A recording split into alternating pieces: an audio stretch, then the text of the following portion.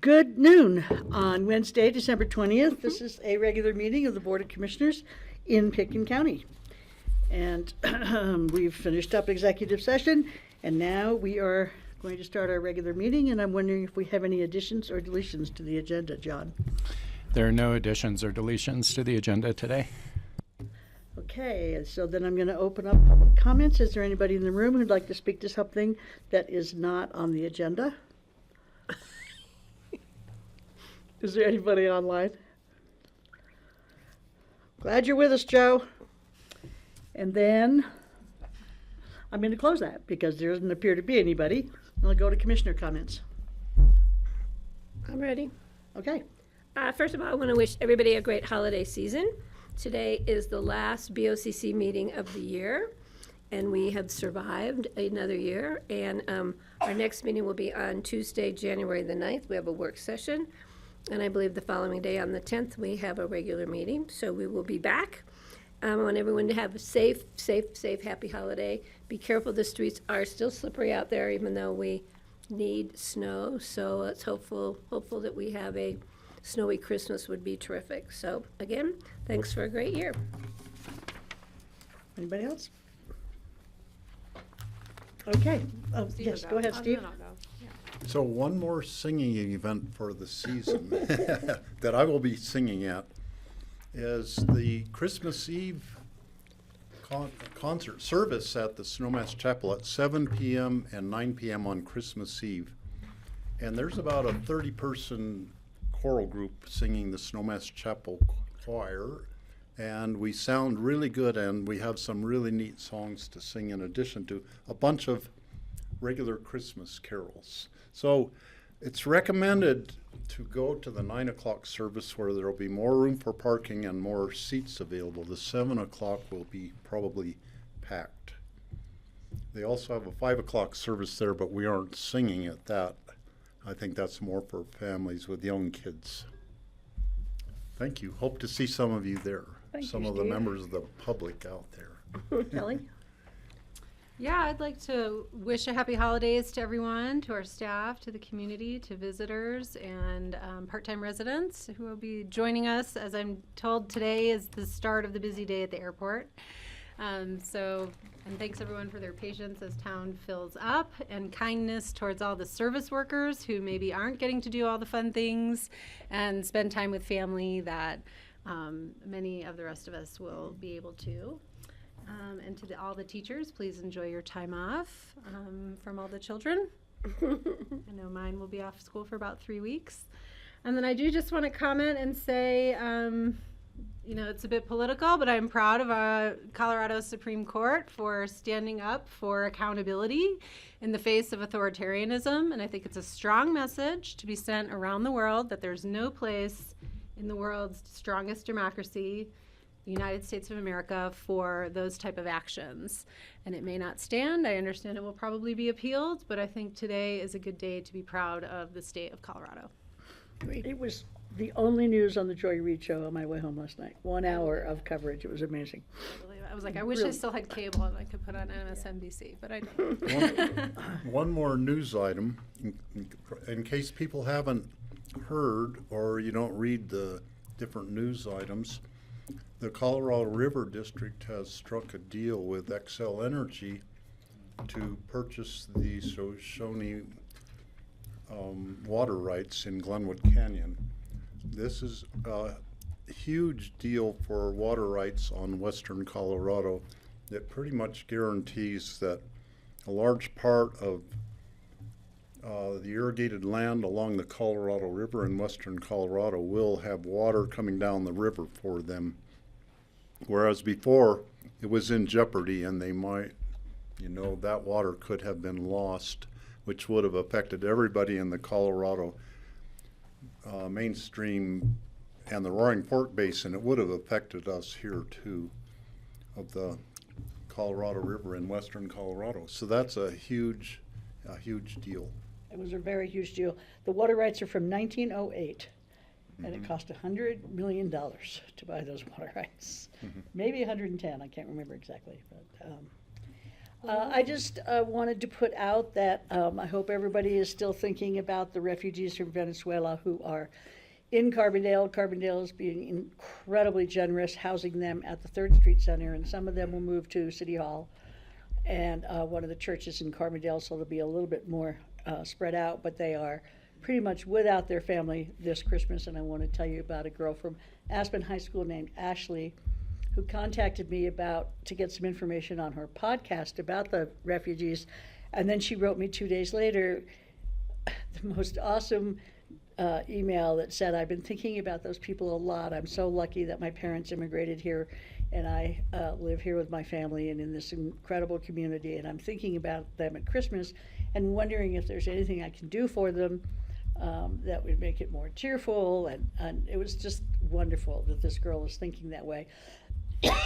However, everything is kind of on hold because there is COVID among them. So she can't just go in whenever she wants and do what she wants. But I just wanted to let you know about that wonderful Aspen kid who wanted to step up and do something at Christmas for the refugees.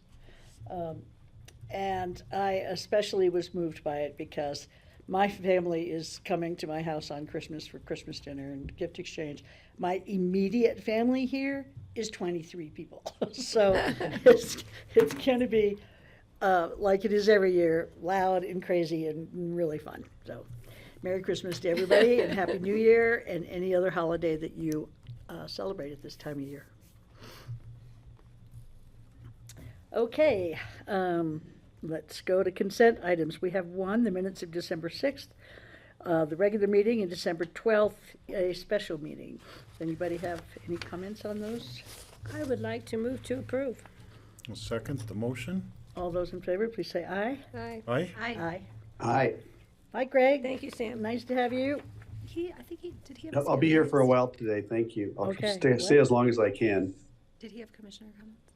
I thought his hand. Oh, yeah, we didn't. Sorry, Did did Greg have- have commissioner comments? I thought Oh. his hand was raised. Greg, did- did I he miss did- you on commissioner comments? He didn't raise his hand, I was looking. I would make one comment, and thank you. Thank you. Sorry I'm Kelly. not there, and happy holidays to everyone. Just the headline that struck me, there's actually some amazing headlines in the news we're all aware of, I'm sure. But the one that I'm reflecting on right now is that they're saying that extreme weather events due to climate change are hitting $80 billion this year, and the price could be much, much higher. That's what the news has been in a few articles. You can find them. And it just brings me back to thinking about what we're doing our part for climate change and carbon mitigation for carbon emissions, and how important that is. But then the thing that's hitting close to home, and we'll probably be talking about this soon, is that what we're finding is some people in Pitkin County and several other places around the state and even in other states are finding that their insurance companies are dropping them. And this is going to be a problem. And I think it's come up before. I just want to keep us thinking about it and, look for the articles and talk to your neighbors, because we're going to have some problems. I know in my neighborhood, a neighbor who had a insurer for 34 years was just dropped, and she was never had a claim. Was the perfect customer, and they just said, sorry, you're in a high fire district now. And we're seeing this happening in a lot of places. It's not just her immediate neighborhood. So just wanted to call your attention to that we're going to have some insurance conversations going forward that will affect people's lifestyles and lives and property values and welfare. And I guess we need to play a part in that somehow. I'm not quite sure how. Thanks. Francie, can I? Greg, it's my understanding, and I could have this mixed up, but that Senator Perry Will is looking at legislation having to do with the issues that you just brought up. So let's see. Yep. I'll follow up with him to see if it's that kind of language he's writing in the proposed legislation. Yep, it is. And he said he intends to bring that forward in the next session. So Okay. yes, there is motion on it. And I think hopefully he'll get somewhere and he'll have help. Okay, yeah, perfect. So we can look forward to working with him on that. Thank you, Greg. Okay, we are up for ambulance licenses for 2024. Hi, Sam. Hi, Sam.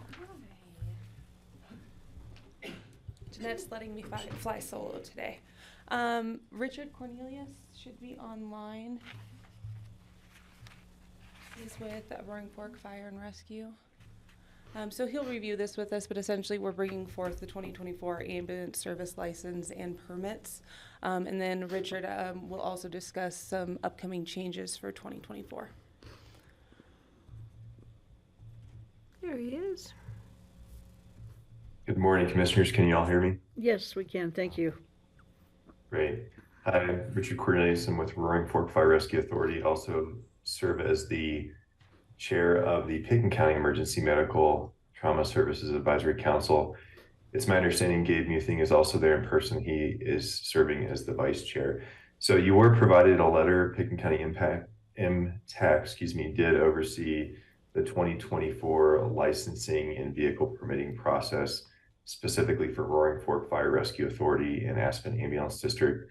We are seeking your approval of the 2024 ALS license for the service and the permits that would be associated with the ambulances that are operating within Pitkin County.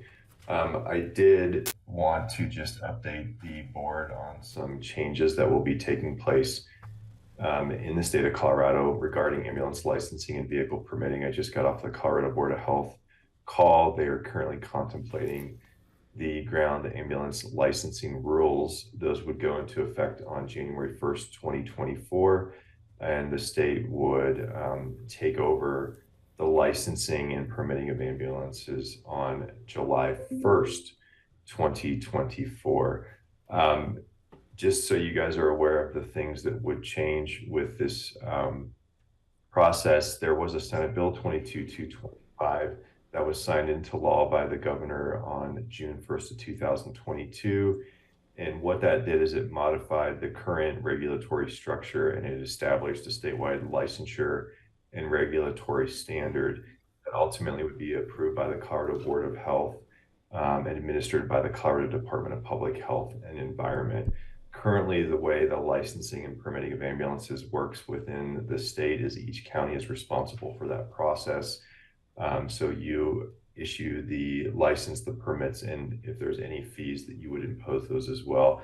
As you guys are aware, there's a Pitkin County Code Title VI Health and Safety, Section 604 Ambulance Services, which addresses many of the things that the state would be taking over That currently looks at your minimum equipment, your staffing standards, your medical oversight and quality improvement, and even if there's some type of complaint that would need to be investigated. Within those new rules, which again would be effective January 1st, 2024, with the state fully taking over that process July 1st, 2024, there is a specific section which does relate to the counties. And if you give me 1 second, I will pull that up. That is section 16, and that is called the county and city and county authorization to operate. So with your approval today, with the licenses and the vehicle permits, the state will accept those when they take over this process on July 4th, 2024.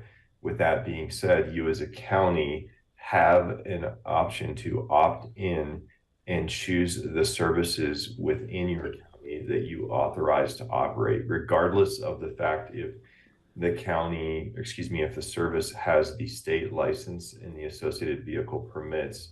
If you choose to opt in as a county, you can authorize which services are operating within your county.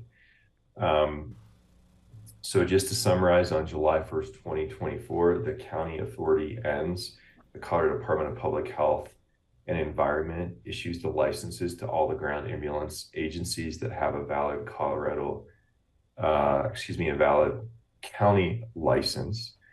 And you as the county can opt in, and that would allow a service to have authorization to operate within the county. Just so the commissioners know, I did serve as the chair of the Ground Ambulance Licensing Task Force, and I currently sit on the State Emergency Medical Trauma Services Advisory Council, so I've been intimately involved in this process, and I would be happy to answer any of your other questions. Patty. So, Richard, nice to see you. So do we have a time frame in which to opt in or not? I mean, do we have to do it, as of July 1st? Can we do it, what's our time frame? Because we need that opportunity to come back to the board for consideration prior to the deadline to opt in or not. Yeah, Patty, happy to answer that question. So essentially the way the current rules read related to the section I mentioned earlier is on and after July 1st, 2024, a licensed ambulance service shall not operate on a regular basis without a local authorization to operate from the governing body of a city and county or the Board of County Commissioners for the county or city and county in which the ambulance service operates or seeks to operate. So if you choose to opt in, then basically on or after July 1st, 2024, regardless if the ambulance service is licensed and the vehicles are permitted, they would need your authorization to operate within the county. So In addition to the states? That says to me we need to opt in to have any of our ambulances authorized to operate within our county, correct? You don't have to opt in. However, if you do choose to opt in, then you as the Board of County Commissioners have the authority to choose who is operating within your county, so long as they are licensed by the Colorado Department of Public Health and Environment, and the ambulances that are operating are permitted. So that would be above and beyond our current ones, because I know in the past when there was a special event and they were bringing their own ambulance service, we had to provide them the opportunity to quote unquote be licensed to provide the service within our county for that specific event. Can we still do that in the future?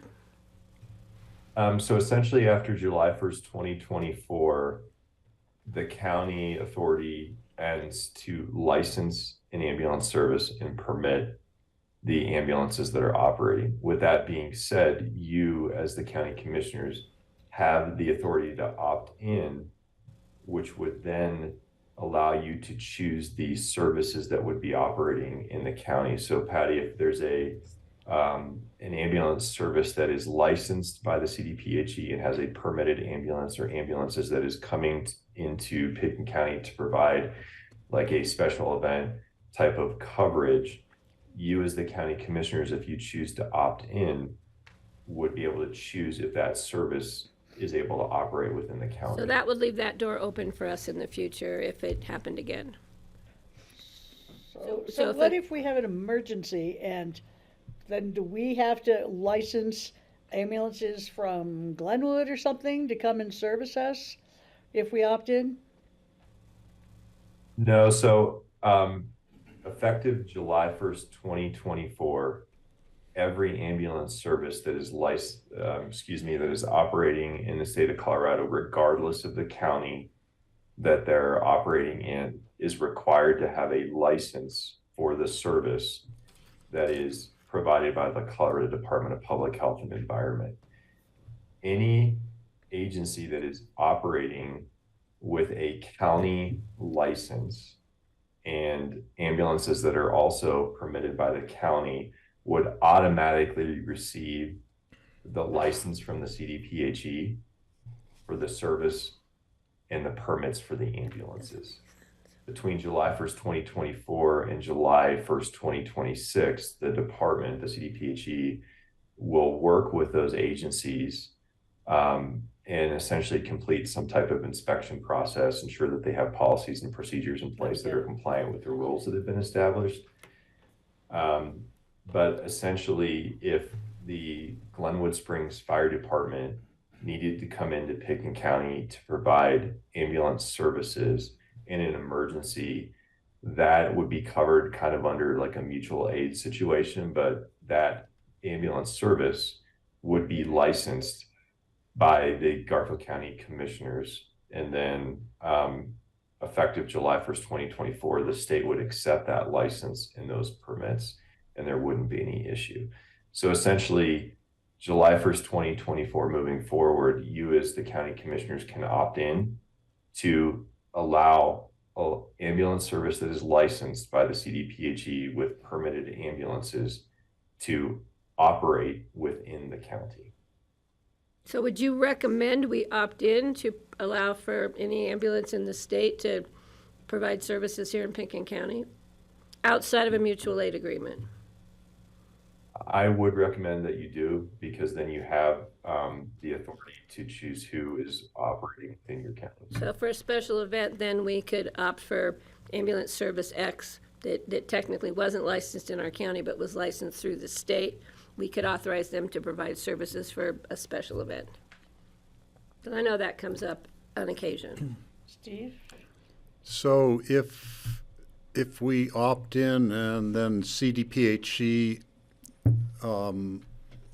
would have a list of ambulance services, some ambulance service could just show up here without our approval or even knowledge it most likely would be for a special event where they would be hired by the special event to provide services.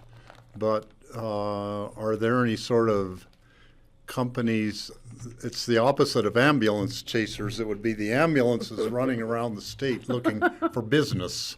No, we would have to provide an Would that be a possible thing to happen, where we would have somebody show up who we don't really want here? I think Rye has an answer, Francie.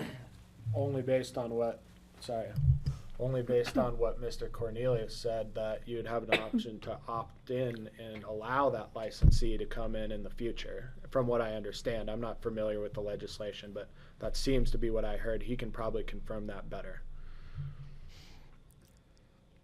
That is correct. So any ambulance service would need to be licensed by the Colorado Department of Public Health and Environment.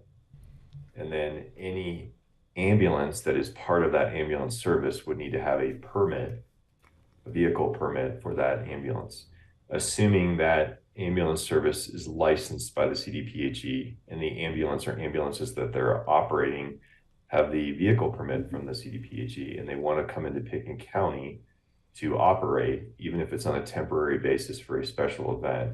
If you, as the Board of County Commissioners, choose to opt in, then you have the authority to say whether or not that service is authorized to operate within the county. If you choose to opt out, so long as the ambulance service is licensed and the vehicle is permitted, which would be the ambulance, they're authorized to operate.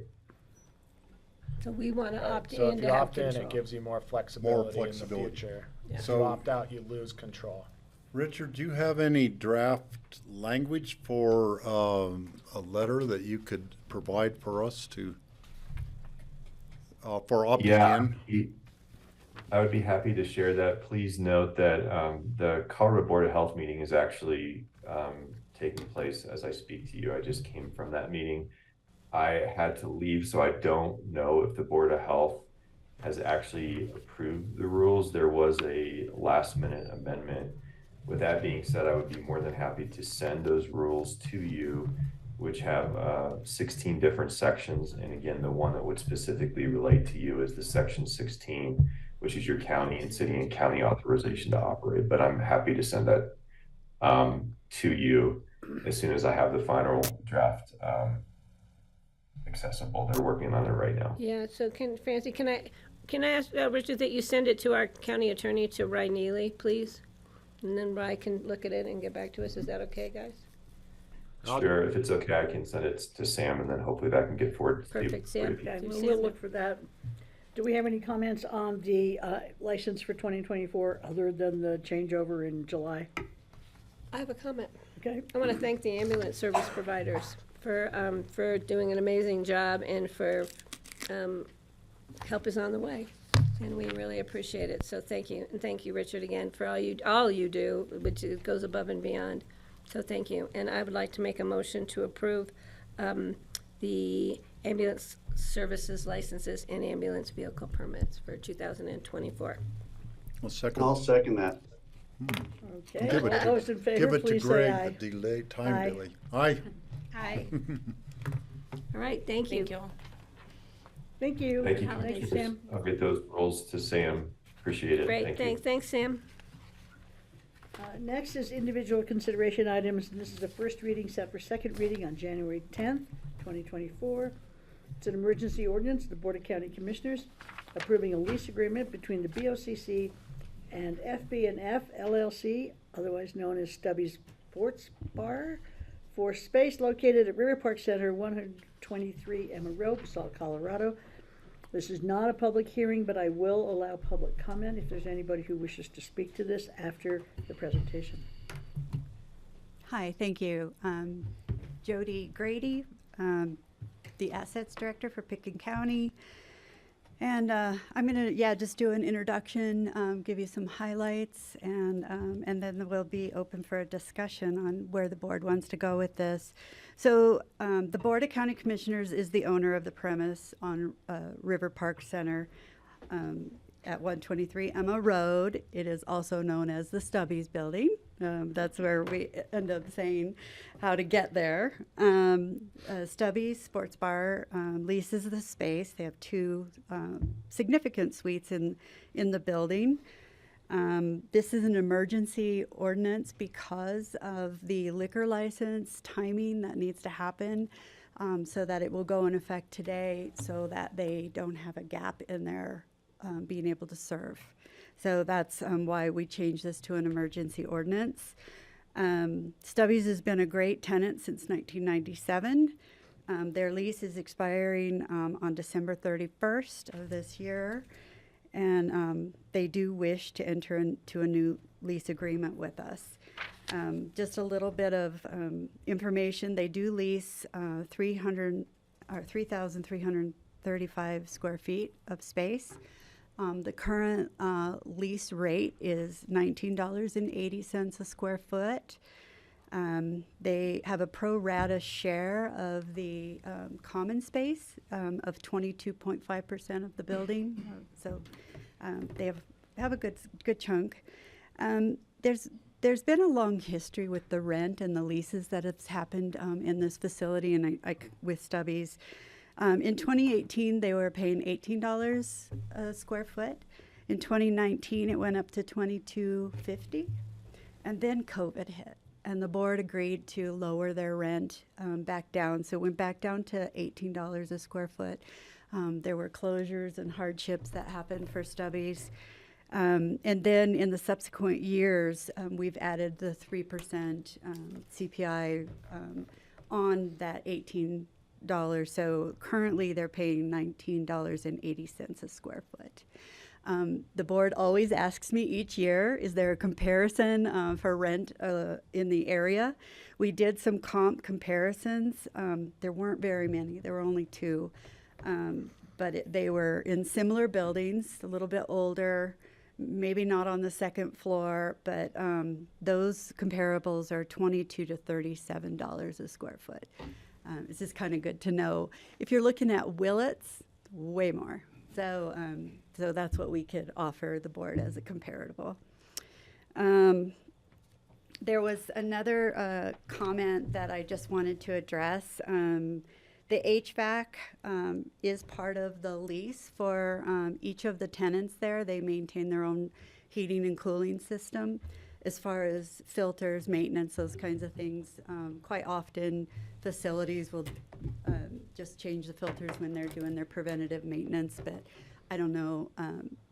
I think they just work with the tenants. That isn't part of my deal, but I think there's some work. The capital replacement of the HVAC systems, the rooftop, the chillers, is the county's responsibility. And we are scheduled to replace those as part of the electrification project in the out years. And you all are working with our climate action person to kind of figure out what those years are and what that looks like in the scope. So that won't be done for a few more years, but just wanted to throw that out there. And then the exciting thing that Pickens County is doing this summer is adding solar to the building. We're just entering the contract right now, and that will change some dynamics in costs to hopefully reduce our consumption.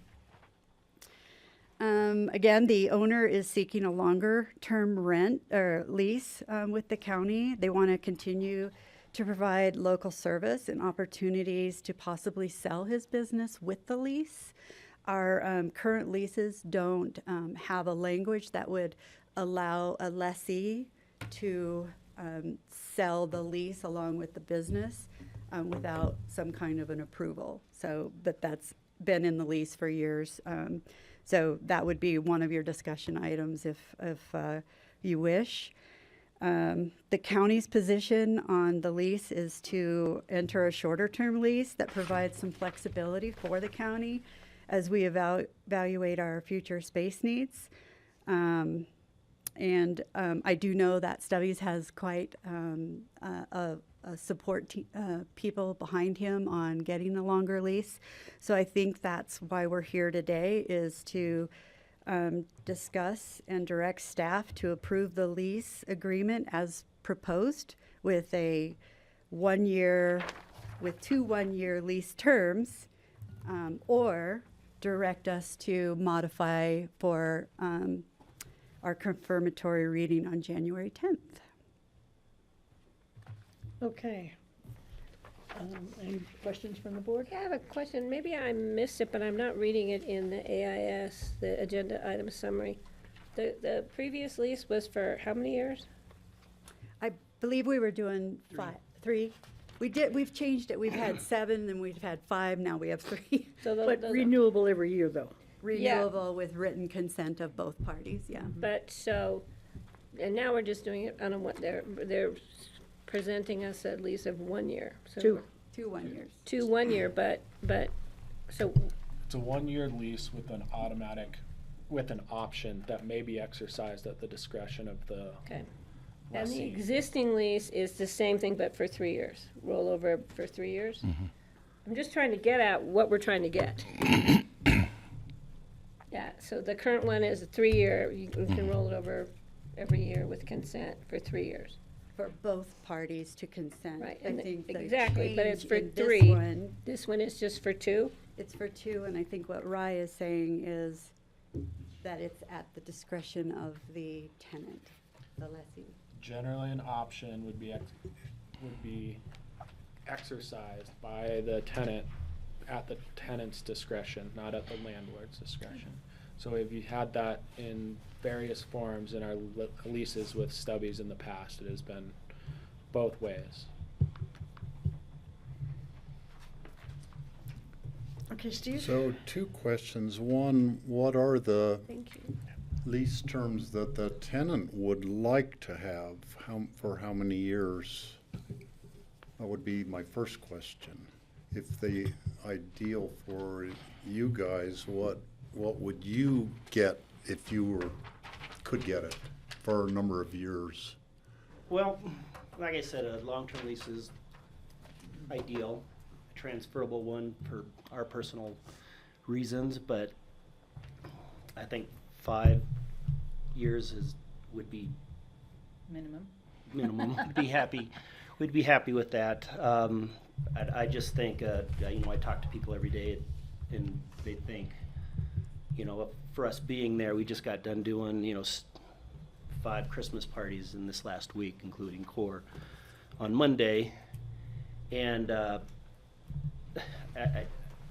I just don't think that if we get a long-term lease now, that I can, well, let me put it this way. Like she had just said about the HVAC and whatnot, which in the papers was one thing I was going to bring up, but it's kind of hard to set what you're going to do business-wise for the future if you don't know if there is a future. Right now for equipment, for me buying equipment for the furniture and stuff like that, I've been holding off for a year waiting to get this lease signed because I don't want to spend a lot of money knowing if I'm not going to have time to make it back. So it's easier for a business owner to prepare for the future, prepare for what they're facing, who knows, COVID could hit again.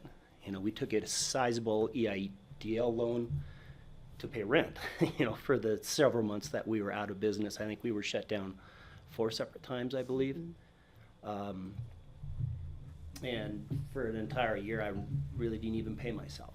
So it's easier for me as a business owner to focus on future. And if I were to sell it, if we were able to transfer it to a new owner, I'm not Stubbies. Stubbies is what it is. The people that go there is what makes Stubbies.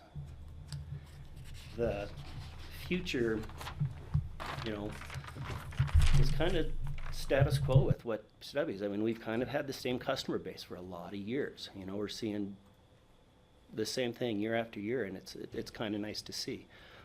Faces may change, but the type of clientels and the new people come and go is what's nice, and it's the working force of this valley is what comes in and spends their money at our establishment. Okay, thanks. And In an a question ideal for world, we would John. love to have a 3-year, 5 years, 3 extensions like the Wheeler Opera House has with their concessionaire, their restaurant concessionaire. I did a little research. The Aspen Ice Garden concessionaire is a 5-year lease.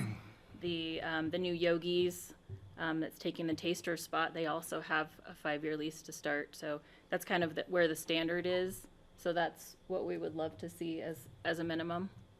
Well, I do think it's a different kind of situation in those particular businesses because I think for the county, we could imagine using that space for other uses. I'm not saying my position on this, but just saying it's a little bit different situation. I don't know if you guys know, I manage a small restaurant in Carbondale called Fat Belly, and we pay $36 a square foot there for a not optimum space. And we also have had the same customers now for about 15 years and, increasing customers. And we have a year-to-year lease, and it goes up pretty regularly. And so I sympathize with you trying to run a bar and restaurant situation. It's really a hard business, and most people don't last very long at it. So it's amazing you guys have lasted that long. And I do think you fill a niche in the Mid-Valley that we need.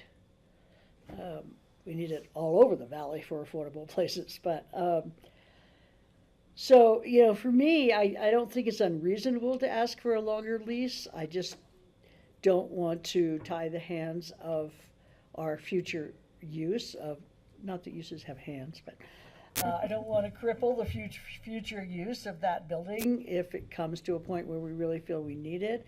So I think I would consider a longer lease as long as it was renegotiable every year, which is what you've had in the past anyway. We redo it every year, I believe. Is that correct, Jody? Every lease is A renewal re-signed letter. every year. So it's something I would be interested in looking at. I do want to hear from Kelly and Greg if they have things to say, and also if there's anybody online who would like to make public comment. And we do have a petition that's been signed Well, that's a by. big Yeah, one. we appreciate all that. We appreciate all the comments we've received also. How many signatures do you have on that? This one's this stack is about 400. Wow. Greg? Yeah, hi. I've been listening. The audio's a little funky, so I don't know if I heard everything. It sounds like what we're being asked to do is approve a one-year lease with a one-year extension. Is that correct? Is that what I understand about the two one-year That's leases? what's on the table. So Greg, that Right, was okay. staff's recommendation. I think the ask on the part of the lessees is to do a longer term, 5 years, 10 years preferred if you could get it, but that would be unprecedented for us. But I think they're looking for 5 years, as well as I understand it, changes in other lease provisions that we don't have in other leases, like the transferability, I think, at the lessee's discretion versus being approved by the board. Did I hear that correctly? Well, no, I mean, Okay. with the lease, if by chance we do sell, I mean, I would want the county to be happy with the new owners coming in. I mean, I think it would be Okay. upon approval of the county. That wasn't clear to me. Yeah. I mean, I'm just not gonna sell it to anybody. I would just, Wait. I want everybody to be happy with the situation. Yeah, which I think is actually consistent with our current lease terms. I'd misunderstood what you're looking for there. So Greg, I think that's the difference that's on the table right now. Right. You know, been thinking about this because I've been following it. I understand the value of stubbies to the community. Clearly, you've got a strong constituency who would just love to see it go on forever. But what I don't see is why that couldn't happen with the arrangement we have now. I understand why the county might need that space in the future. And I have a feeling that this board, given the support you have from the community, would have a hard time not renewing a lease on an annual basis. The concern I have is that I've had some experience as an investor in commercial real estate in the past, and the whole value of a piece of commercial real estate is the length of the lease, right? You're not going to be able to sell it unless there's a significant amount of lease time left on the lease. So to me, this feels like maybe you're thinking about your options of selling. And if that's really is the case, nobody knows the future, as you said. That kind of changes the dynamic. If Stubbies wants to stay in business forever and you want to stay there forever, then a year lease is fine. It's just that when you want to transfer ownership, it really affects the value of the lease. So the rule of thumb is, say if you have a 15-year lease on a commercial property, is you try to sell that property when there's still 5 or 10 years left on the lease, because that's where the value is. That's just speaking not as a county commissioner, but with my limited experience with commercial leases.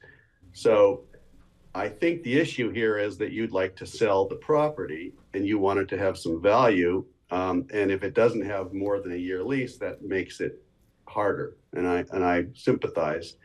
But I also wonder what the obligation of the county is to the public.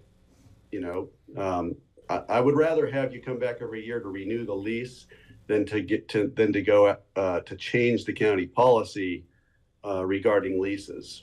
So that's kind of what I'm trying to understand that. And if I've said something that's not correct, you could the applicants, please correct me. But the impression I get is this is to set it up to create value for a sale. That's my concern. Thanks. Kelly? Yeah, thank you. I'll say for me, and I do believe this board values Stubby's, values what it provides. You know, I've long thought, like when I sat on planning and zoning in Aspen, that Aspen needed a greater focus on cultivating locally serving business. And so I still feel like there's a role for us in that broader community goal. So I'd like to continue to see you all thrive, or anyone who follows you in that service. I think I have some questions, I think, for staff.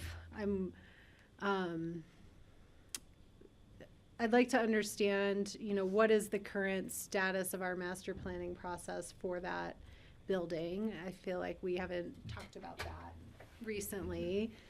I also would look to Rye. I'm a little concerned about transferability because I'm just not sure we can even do that in procurement. It seems like with the value of what this lease would be, not going out to RFP on such a transfer I just want to make sure Well, if we're if talking we about consider that, are we clean on it? Are we allowed to do it before we even consider that? So those are two big questions that I have, and I'm sure others will come up. Anyway, you want to go Okay, first? well, as far as assignability goes, what you're referring to, it's transferability. Our typical lease provisions provide that the lease may be assigned upon consent of the county, upon consent of the BOCC, essentially. And because there's an ongoing entitlement to that lease, assuming that there's time left in the lease term, you don't have an issue with procurement going out to find a new lessee or anything like that, because the lease is essentially, the property is essentially locked up during that term. So if it's a 5-year term and they want to assign in year 3, there's still 2 years left on that lease. So it wouldn't be otherwise available if the assignment wasn't there anyway, or if the desire to assign wasn't there anyway. So we're good on that as far as I'm concerned. Okay, thank you. I think the other part of your question was not something I can answer. And you know. John may, I guess, I would just note, I think in the examples that you offered, I believe those all went out to RFP, which is a benefit, you know, which if you guys just said, we're closing shop, we're done, we're leaving, you know, good luck to everybody, I would assume that would be the process we would take to find a new use, a new tenant, whatever in that. Okay. I want to clarify something for, that was Greg. asked from Greg, is that the reason for the sale isn't necessarily because we're just trying to jump ship and go, is that our housing is uncertain at this point. Sure. And if we can't find housing that we're happy with, then I don't want the bar to close because we have to move. There's a domino effect here for sure. So it's not like we're actively just trying to say, hey, we're trying to dump this place and go. I mean, I'm happy to run this place if we can find housing. It's just as of right now, our housing is uncertain. Yeah, I'm sorry to hear that. And thank you for sharing. I know Okay, life John? gets in the way.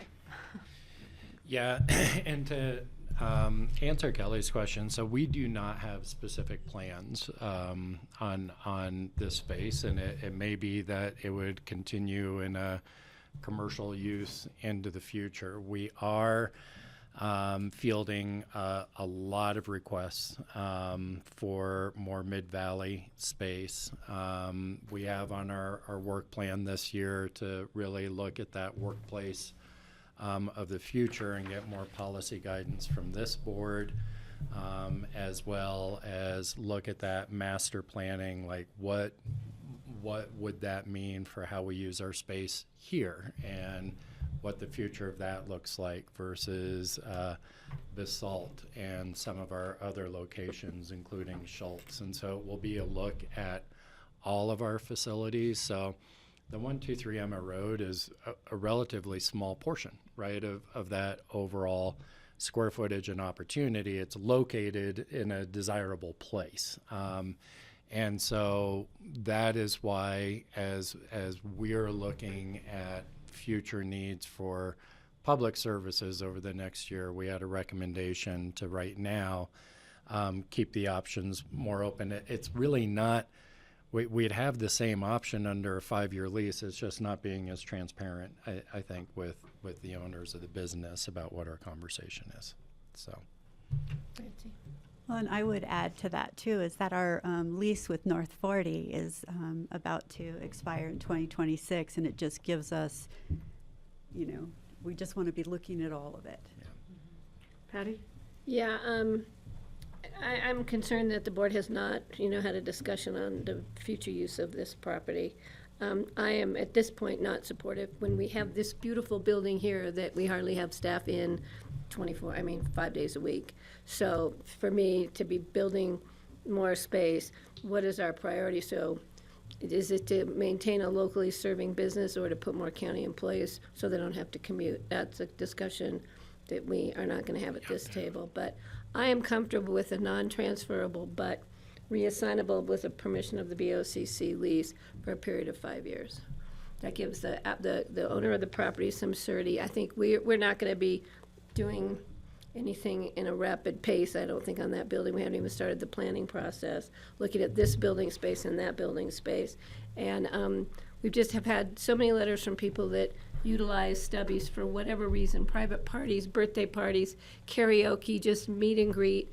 And it's just a public space, privately owned, but a public space that is well used and utilized and appreciated.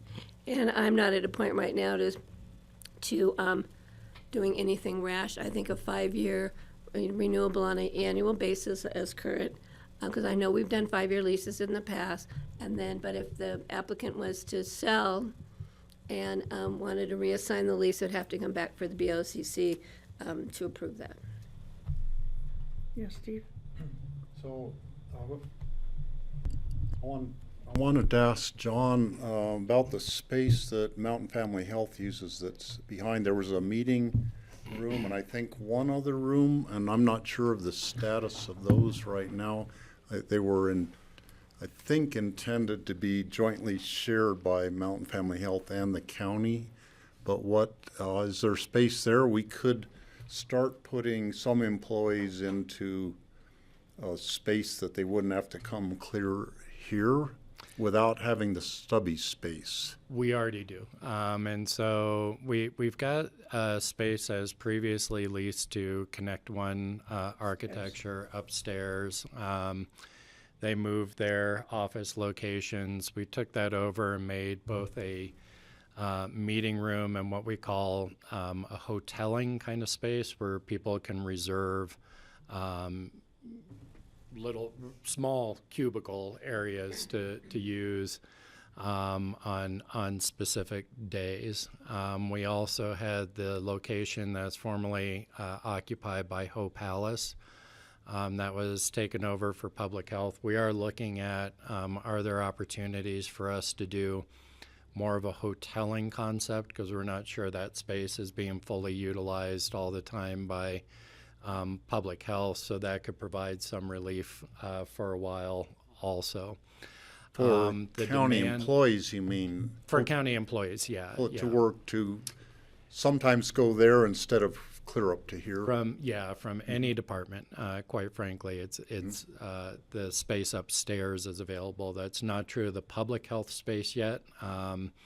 We're looking at that. It is the space in Connect One, that's what has been oversubscribed in that meeting space.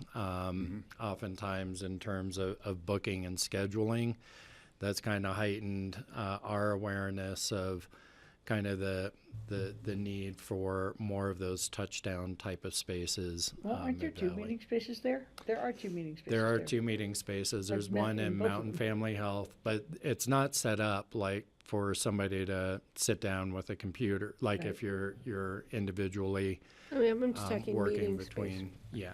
Because I know that Community Foundation has a meeting space, because I've been to different meetings in their community. I mean, there's some other opportunities in the Basalt area for meeting spaces if we had a conflict. Yeah, they're not easy. I can tell you that it does get oversubscribed. Steve, The two meeting rooms? Well, I'm talking, but there's And other opportunities hoteling within does? Basalt. We don't have No, to I necessarily be in our building. I understand. Jody has something. Steve, I think the meeting room that you're asking about is that long skinny one in between where Connect One is, it's now the county touchdown space, and then that upstairs office that Mountain Family Health uses. There's a long meeting room in there, and it can be accessed. That is still a shared space. Pickens County can reserve it. I have asked them in the past how much they're using it to see if maybe we could take that back and expand our area, or, you know, make it touchdowns instead. But they say that they're using it frequently. But I think it's, again, part of that bigger discussion and the thing that the internal services group is looking at for the future workplace. But everything's on the table and even here, looking at how can we better utilize and have touchdown or reservation desks instead of an assigned desk that's only being used 2 days a week. So we're looking at the whole picture in hopes that maybe we don't need that space. We just don't know. And at the south side building, there's one touchdown space there or not at this point? Trying to, because that has Can the answer. criminal justice, what's the system called? That you have to, CGIS. CJIS, yeah. Yeah, so that was just the communications mountaintop site folks. And then we actually converted the upstairs meeting room. There was a big touchdown with four desks in there. We converted that to a 911 center. So it now has 2 remote work areas for dispatchers to either go there in an emergency, or they can not drive all the way to Aspen and dispatch remotely. And that's something that Ann and the 911 communications folks are working on. And then there's also a single office in there that the sheriff's office deputies do their reports in. So it is 100% a CGIS building, and it requires secure access. Long answer.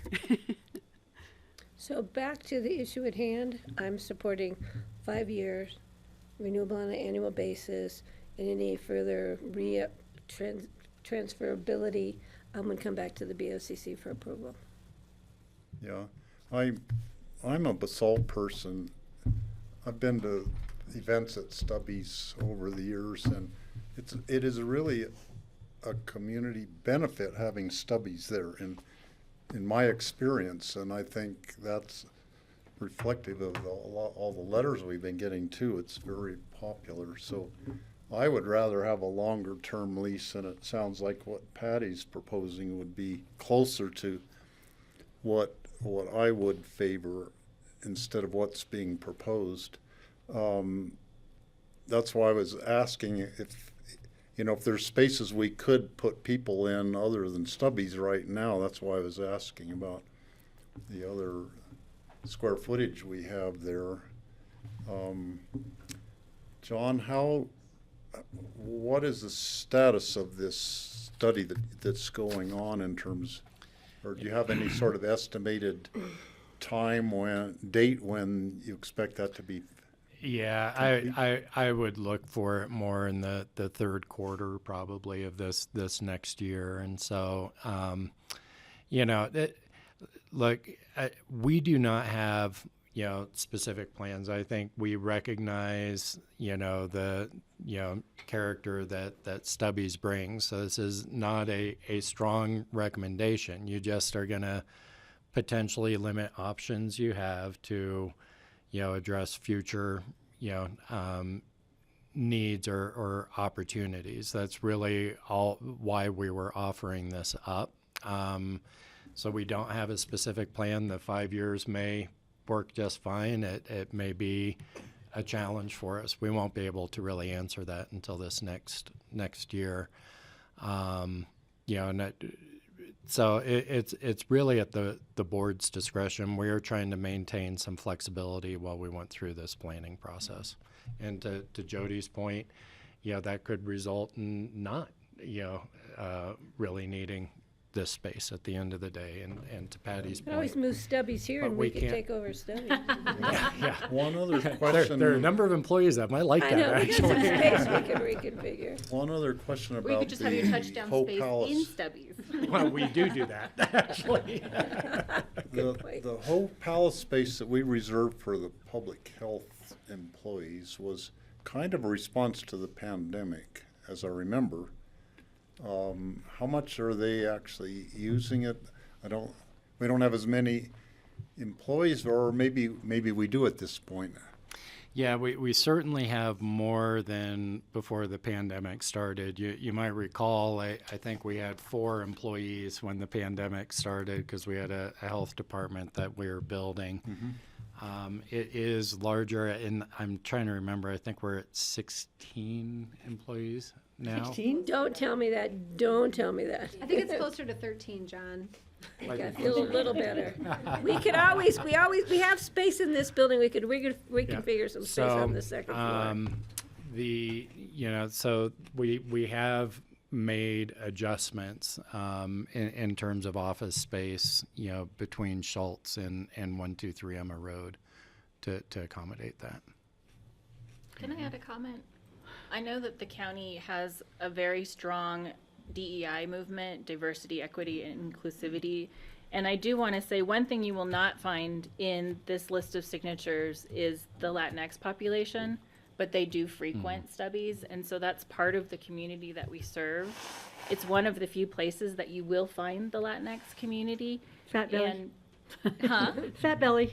And We Fat have Belly. lots. Yep. You find me there too. Well, it's got to be affordable. That's right. And those are the places where it's affordable. And I also would say that we've had the good fortune of having several bartenders who are bilingual as well, which makes it a comfortable space for them to come to. I do have a pretty amazing staff right now. Well, I don't see that having a 5-year lease is necessarily that much of a threat to us, since we have to renegotiate it every year anyway. And if you sell it, you have to come to us with your they have to come to us, the new tenant has to come to us anyway, so that's another opportunity for us to say, no, it's not gonna work for us. And I know that if you go to a potential buyer and they know that threat is out there, that they might lose the lease or something, it's not ideal in terms of selling your business. But I find with a 5-year lease that is reassigned every year, and I think that gives us enough flexibility to make some changes in the future if we have to. That's my impression at this I point. agree. Yeah, I agree. No, I support Patty's proposal as she articulated. So I would like to make. I do think, I think if there was any decision that we would make that would convert that use from Stubby's or another restaurant, that I would want us to have a fairly long off-ramp to communicate that with the community, and we would, so I'm okay with the language. A positive side of that would be that anybody new coming in would then be more incentivized to offer the same kind of service rather than turning it into a high-end. Why would they be incentivized? Because to get a lease. Get a transfer. Because we could say, you're gonna turn it into a high-end, that's not our intent for the parcel. So I think it'd be an incentive, it would incentivize somebody to continue to provide what we are supporting here today. Okay, so go ahead. and This isn't a public hearing, right? It isn't, but I'm I not said sure we would exactly open it. what you all want me to draft into this lease. I understand that there's a 5-year desire for a 5-year term. I don't understand the 1-year. Well, just like it is now, every year. Every year it gets- So they have a unilateral ability, an option to renew their lease. So it's essentially a 5 1-year times. term with 4 options after Yes. it for a total of 5 I years. don't think that's what the board's saying. That's what I I'm think trying what to the figure board out. is Yes. saying, here's what I heard. I just want to be clear, because then the board has no say in the renewal of the lease over the 5 years. I thought it And I was think upon what the agreement of board, both parties. I think what the board is asking for is that it's upon approval by both parties. So I just want to be, because I think Renewal that's of what the you're lease? asking, right? Right. I didn't touch on that at all. I wanted it to be the same as exists now, but for a period of 5 years. That's what I thought I heard, and what it is right now. And any Is- transferability of the lease would have to come to the BOCC for But approval. so Rye, I think when Patty's saying right now, she's saying that the previous iterations of the lease where both parties had to agree to But a the current continuation. one is not. Well, I think what Rye's talking about is the one that's under consideration right now, as the current one. Is that You're right? confusing things. I am saying what the current provision under the current lease, which is up to the the leasee, not the leaseor, Yeah. lessor, would be the same, but it would be for a period of 5 years, not 2. So they get to unilaterally extend. Yeah. Okay, I wasn't sure that's what I was hearing from the rest of the board. But the That's not what I was saying. transferability would be up to the BOCC. That is definitely not what I was saying. But before we carry on anymore, let's see if there is anybody in the public who would like to speak to this. Is there We'll anybody clarify in the that room? one. Is there anybody online? I don't see any hands up. I thought Joe Wells was in the room. He was. He's everywhere. He is. We pretty much told all of our, supporters that it's not a public hearing. Yeah, okay. I just, if people came, I wanted them to be able to speak. So I Appreciate would that. ask if we're going to make this sort of change in it, that you let your supporters know that we are not trying to shut down Stubbies, because some of the letters are like, please don't close Stubbies. We don't want Stubbies to close. We have no intention of closing Stubbies. So if you would pass that on to your supporters, I would Yeah, appreciate that. We have been passing that along. Okay. We have been, but I think, passionate. the confusion lays in the gray area where this conversation, unfortunately, is not just about a lease renewal. It's also about the future of a business that serves a community. And neither a new owner nor us as the existing owners want to run a business on borrowed time, which is what it is currently feeling like with this, 1 year with 1 year. And then, and the knowledge that there are, is a master planning process that may reassign this space to a different use. So I'm gonna bring it back to the board to clarify this renewal of the lease. Is the board more comfortable with having both parties agree on every year renewal, or just leaving it up to the leasee, which this last year has currently existed, correct? No. That's what's currently under 2023. Oh, that's currently yes. under consideration, okay. That's why Or no. there's Thank you. confusion, yeah. So I don't know how the board would like to proceed with that. Francie, I'm looking at you to. Well, I was imagining that both parties would be negotiating, and you were too, right, Kelly? I was. And Steve, before I make a motion, Um, and Greg. And I forgot. wasn't thinking of it as negotiating. I was thinking of it more as like an update, I mean, If there's issues. yeah, like we're agreeing to extend for a year. We haven't made progress on our master plan. We don't have any direction on any change. You guys still want to do it, like that's, I have a suggestion. but that wouldn't happen if, That's essentially a 1-year lease. right. And then you're renegotiating or whatever you want to call it after the year is over. I suppose you can express some intent right now that you'd like to see that continue over a period of 5 years, but there would be no guarantee for the lessee that they would be entitled to that lease for 5 years. So if you wanted to build in a guarantee for them, you would need to express that to staff to either have something like a 3-year lease with 2 1-year options at the discretion of the tenant, or a 1-year lease with 2 options at the discretion of the tenant. You just have to define for me and staff how you want us to draft the lease. We have done iterations of all those things in the past with the Stubby space. For instance, the 2018 lease we did with them was a 1-year term with 2 options that they could exercise at their discretion. Since then, we have been in more of a just 1-year extension type of phase, and now we are looking at renegotiating the term of the lease is what we're talking about now. I have a question. yes. If, so if it was a 1 year, if the renewal of the lease was, had to be an agreement between the 2 parties, who's representing them? Does it come to the BOCC every year, or does staff just negotiate that? Typically, it would come to the BOC, in the way it's been handled most recently is it would come to the BOCC. But not all rentals do anymore, right? Don't you just handle some of the renewal of rentals Yeah. as staff? Yeah. I mean, for a while, they were all coming to us, but then we changed that. Well, I think, I'd be willing to do it where only they have the choice and we don't have the choice, which is the way it is this year, correct? But For a period of 5 years? maybe 3 years under those circumstances. I'm probably go with 5 years if everybody else wants to, but I wrote down a 3-year lease with the opportunity for the tenant to renegotiate, or to approve the next year for 3 years, and then, For 2 years after the first year, correct?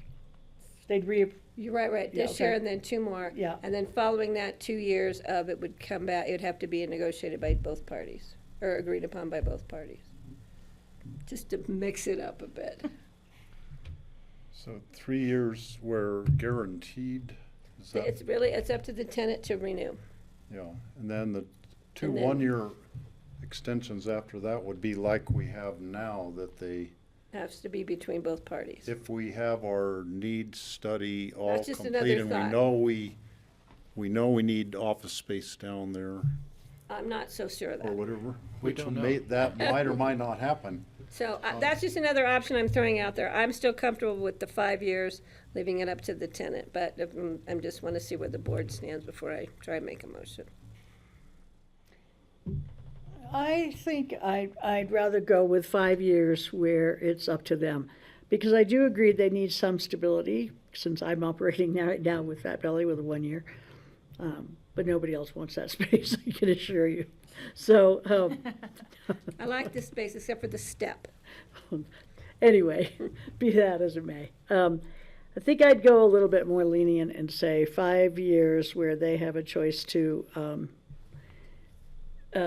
re-up every year for 5 years. And I think the staff could handle that just fine without us for 5 years. That's where I'd go. I can live with that. Yeah. I'm just concerned about our alternate options for dispatch at the North 40. I don't know.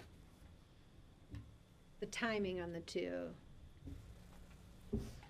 Why are you connecting the North 40 to this? What is your That thinking? lease ends in 2026, and we haven't been given any guarantee. We that haven't spoken with the fire district yet, have we? There's any interest in letting us stay No. there. We They've don't know expressed where that they want their space Maybe we'll back. just continue to disaggregate dispatch, and we won't need a large space, Mm-hmm. but that, that's just my. Yeah, you're right, there's a lot of issues. that You're need to go concerned back. about setting a precedent here that, No, I'm just concerned of being stuck in 2027 and Without like, oh that my God, place. we don't have anywhere to put oh, I see. But dispatch. we you know? might be leasing or buying additional space. That's Yeah. that, Or we that may be continuing where we are if we can Yeah. get an agreement. Yeah. Because it was expensive to move in there. And so there are a lot of these moving parts, which Mm-hmm. is why we're seeking some flexibility. Yeah. There's one other option that we have is the Eagle County building in Elgibel. We have the option For 5,000 for square feet. 5,000 square feet. Is that for whatever purpose we would want to use that for? I mean, I envisioned it as a senior center kind of space, but maybe that would be partly well-designed, energy efficient, net zero office space in Elgibel. Dispatch. Maybe would be better.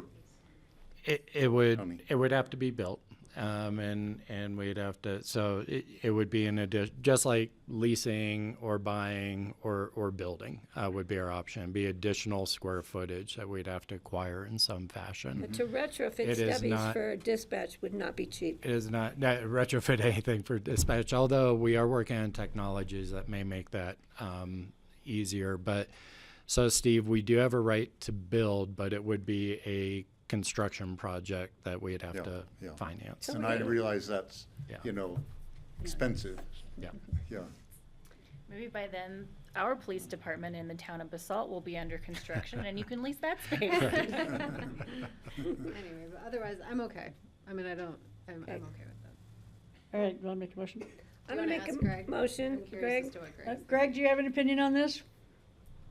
I'm really sorry, but for some reason, John Peacock is the only one I can hear fairly consistently. Everybody else is breaking up.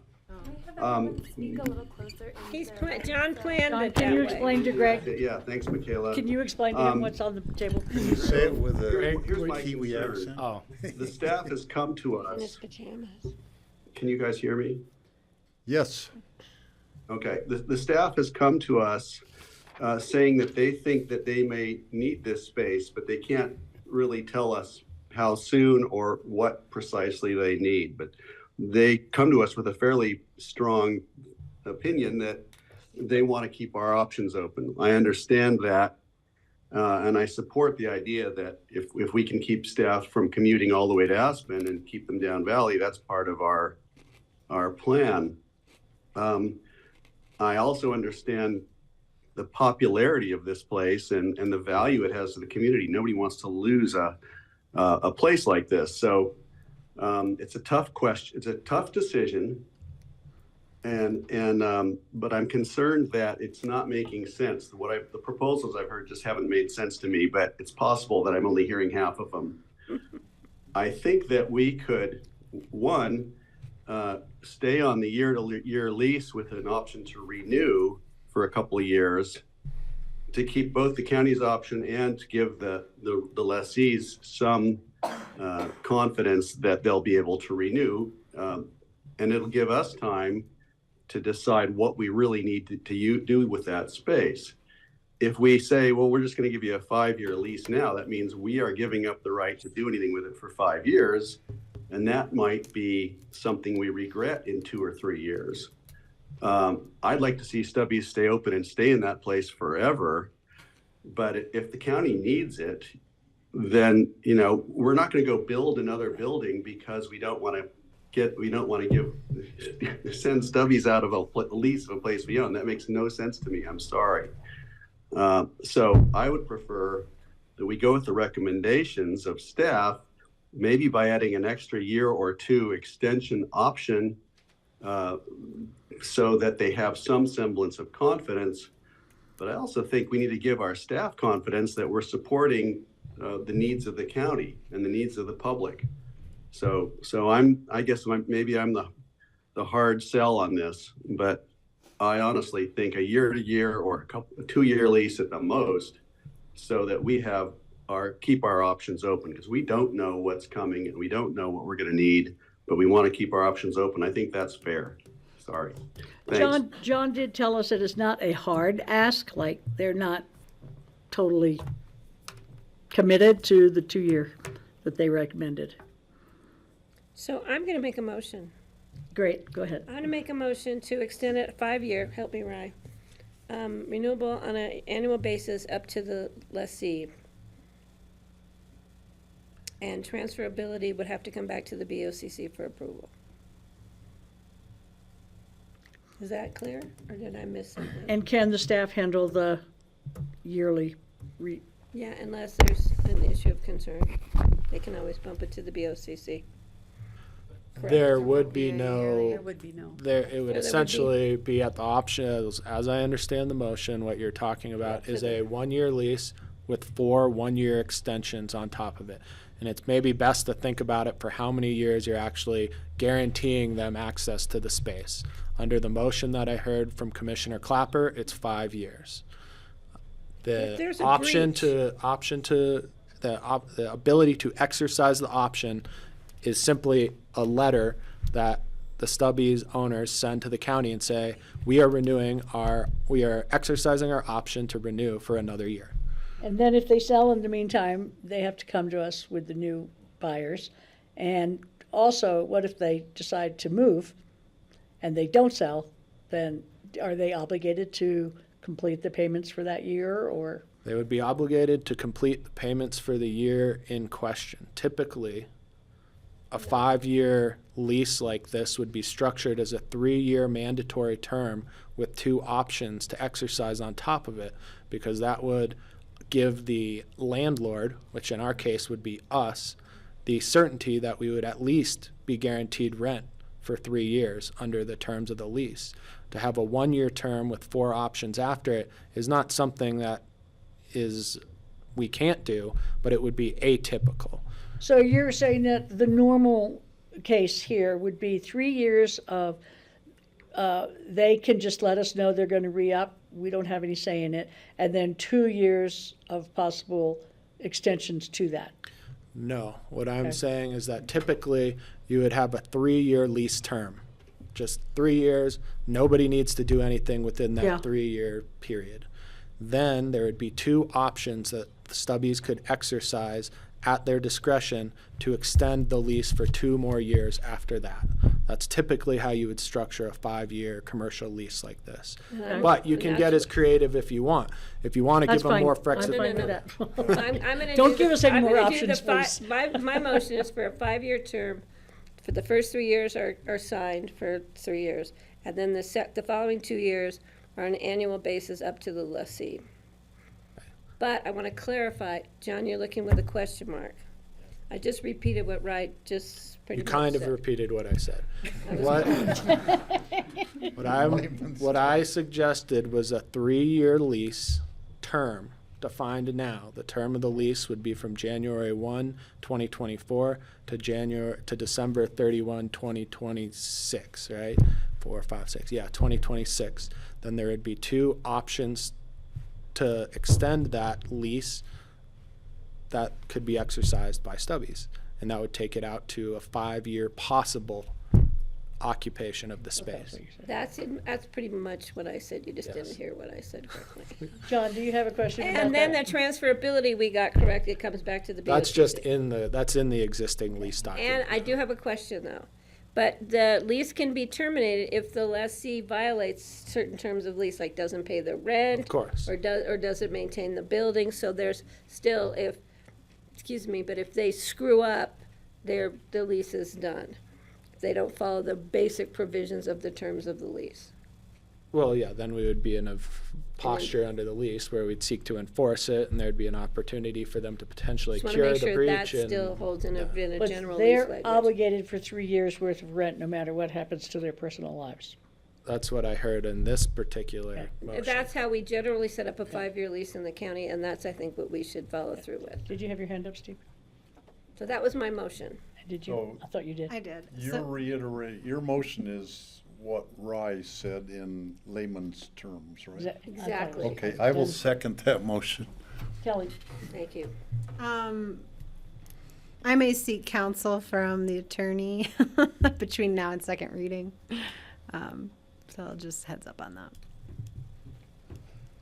okay, that's so fine we with have a me. motion and a second. Is there any more discussion? Any other questions? Francie? Yes, Greg.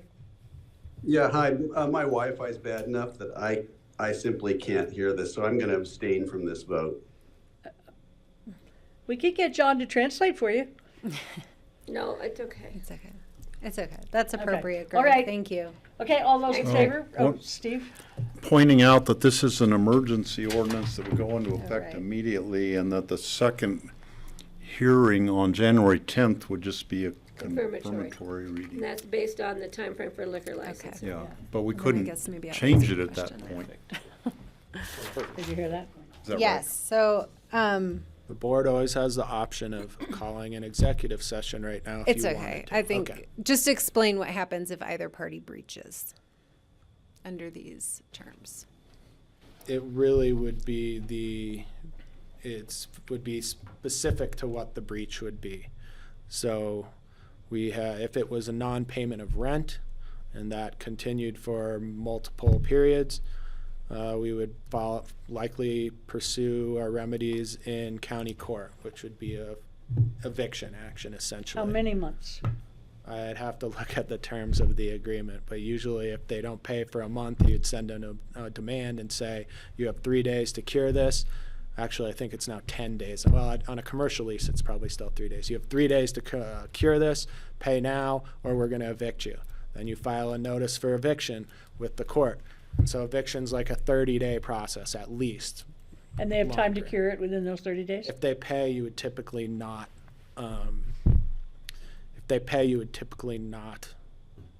Both do Kick the 'em out. eviction. Okay, all right. That's Well, layman's term. I would add, usually in a deal like this, I would add that if there is a breach during the term of the lease, the initial term of the lease, the 3 years, the option to exercise, the ability to exercise an option would go away if there's a breach. Okay, That's typically how I would draft a lease like this. Sounds good to me. So say on the opposite side, you know, we have a horrific wildfire in Aspen. There's no service. We can't provide service out of this building. We need all of our other space that we own. Like, what would our obligations be to Stubbies if we had to take over that space? I guess we could buy them out of the lease if we had to. And we'd have to do a heck of a remodel, either that or we'd, Or like You know, Elise I'm said, we could just set up like, I desks would in like there. to understand both sides of it. So, okay, thank you. So buy them out, okay. Okay, I'm comfortable. we have a Thank you. motion and a second. Yeah, all those in favor, please say aye. Aye. Aye. Thank you. Okay. Thank you. Thank you. Thank you all. Thanks, Ryan, Yeah. for my layman's terms of your legal Who do counsel. we leave the petition with? I'm gonna run to the restroom. You can keep going if you want. Okay, back from La La Land here, got lost Alright. for a second. We ready? Okay, the next item is individual consideration item. This is a public hearing. It's a resolution of the Board of County Commissioners approving fourth quarter budget supplemental requests. And we have Connie already up here ready to roll. Hi, Connie. Good afternoon. So have you started on next year's budget yet? Not yet. I mean, 2025.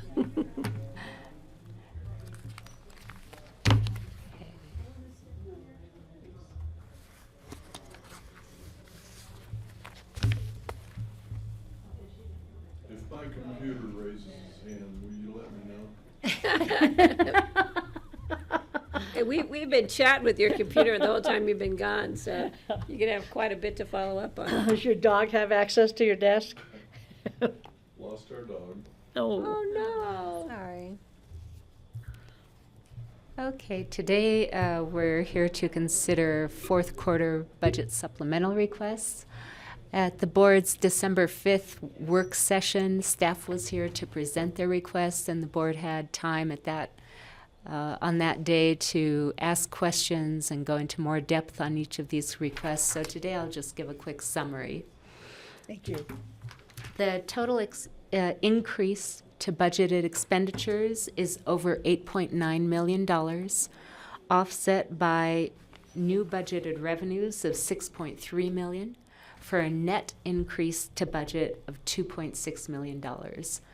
And now that sounds like a lot coming in fourth quarter, 8.9 million. However, do consider that 62% of this, or about 5.5 million, is in pass-through transit sales tax.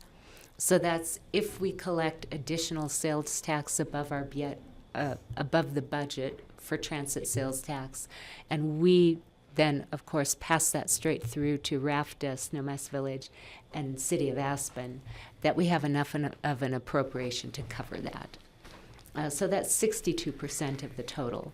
Another 26%, or 2.3 million, is for health insurance claims to give us a buffer in case claims through the end of the year come in higher than budget. So really that leaves about 1 million left over on all of the other different supplemental requests. So just to put a little context with those large dollar amounts. That's helpful. I've got the list of the different supplementals up there on the screen. I'll just quickly mention them, and then if the board has questions on any particular one, please feel free. So we have in the airport fund an aircraft incident, and this is an appropriation to cover the costs, which will most likely be recuperated in future years. In the general fund, an increase in Board of Equalization hearing officers. 3 requests in the Solid Waste Center. One is the accounting for a bulldozer trade-in and the way it was budgeted versus the way that we need to actually record that transaction. An increase in the landfill's outreach and advertising budget. And then an accounting adjustment for inventory, which is done at year end, which is more of a technicality. For our 2 road general improvement districts, Twining Flats and Redstone Ranch Acres, there are smaller increases for snow plowing and road maintenance. In the ambulance district fund, there is a contingency in case the revenues of Aspen Valley Hospital for their ambulance department come in less than budget, and our fund needs to supplement the net cost of that program. Conservation Trust Fund, it's an adjustment to the transfer to the general fund, increasing that transfer to use up prior year's amounts. In the Debt Service Fund, a small increase for arbitrage compliance. Then we have the Transit Sales and Use Tax Fund, where we have to pass through transit sales tax. Our Health Insurance Fund with health insurance claims for our self-funded health insurance. And then overhead cost adjustments, which is increasing the budget in the fleet, REMP, and healthy community funds to adjust for their overhead costs for the year. Does the board have questions on any of these? So nothing changed from first reading? Nothing's No. changed. I'm gonna look for a motion to approve. So, second reading, isn't it? Yes. Public hearing. Oh, yes, it's a public hearing. Is there anybody in the public who would like to address these supplementals for the fourth quarter? Anybody online?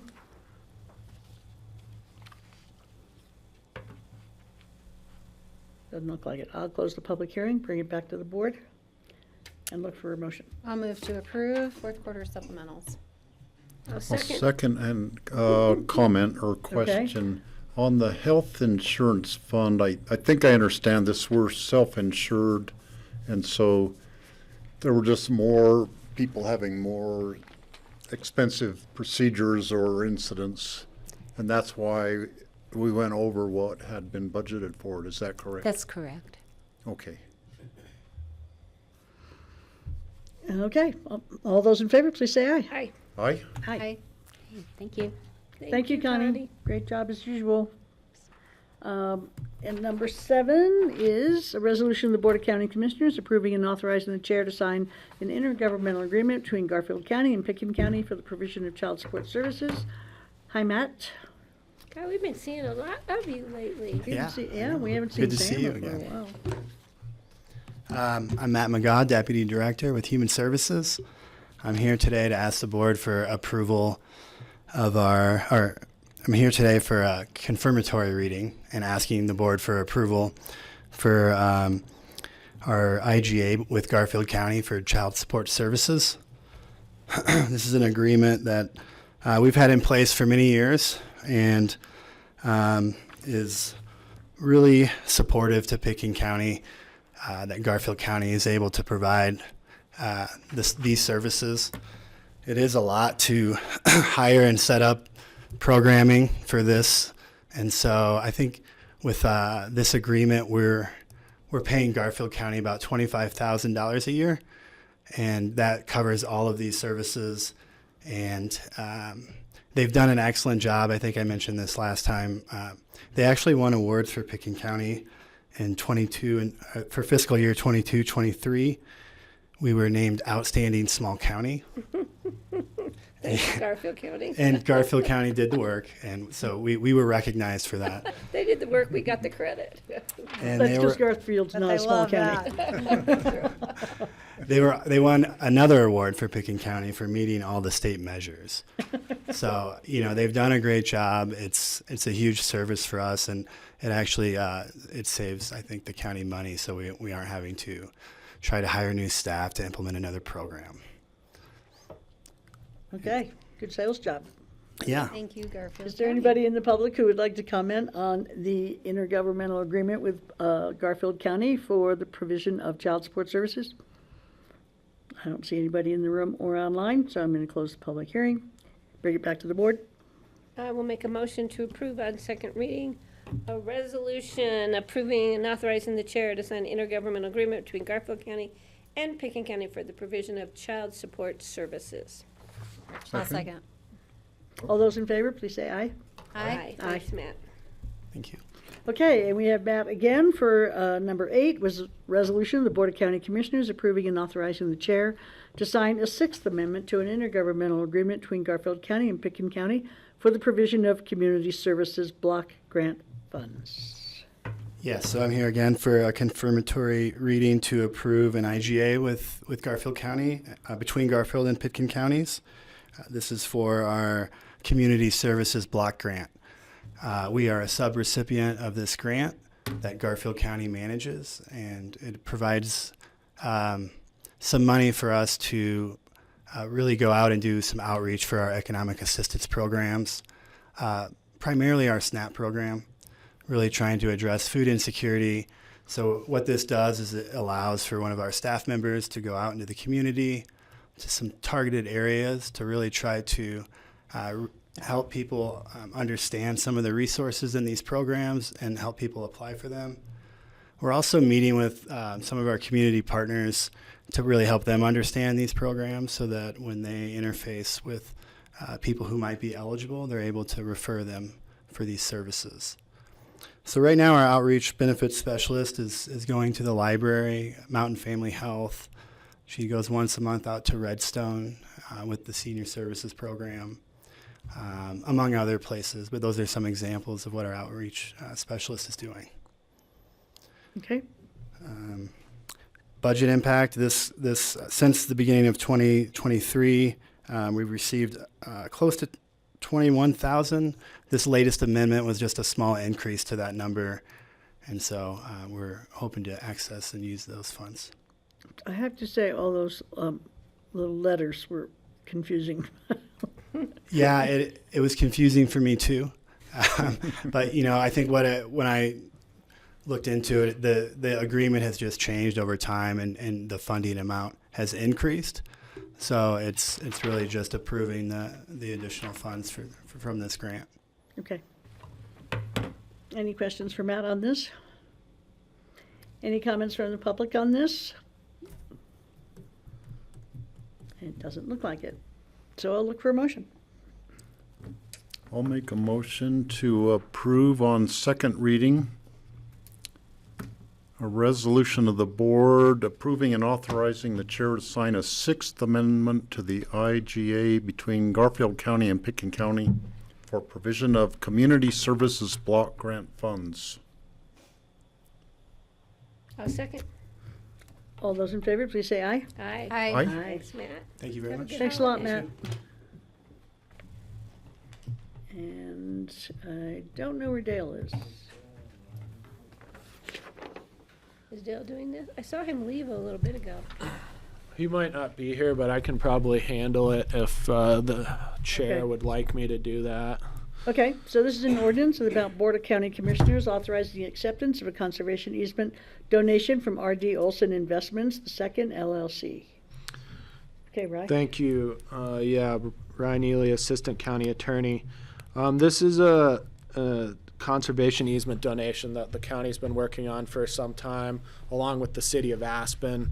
Is this second reading? Yeah, this is second reading. My recollection is the BOCC approved this ordinance on first reading. I actually just received a signed copy of the conservation easement sitting on my desk upstairs today. Oh. There's Dale. Sorry, that snuck up on me. And I did meet with the city of Aspen yesterday and counsel for the entity, and the city of Aspen will be receiving the underlying ownership of the Pride of Aspen. So the city will own the Pride of Aspen and the county will hold a conservation easement on it. I'll let these guys tell you a little bit about any future plans or why it's desirable to acquire this conservation easement.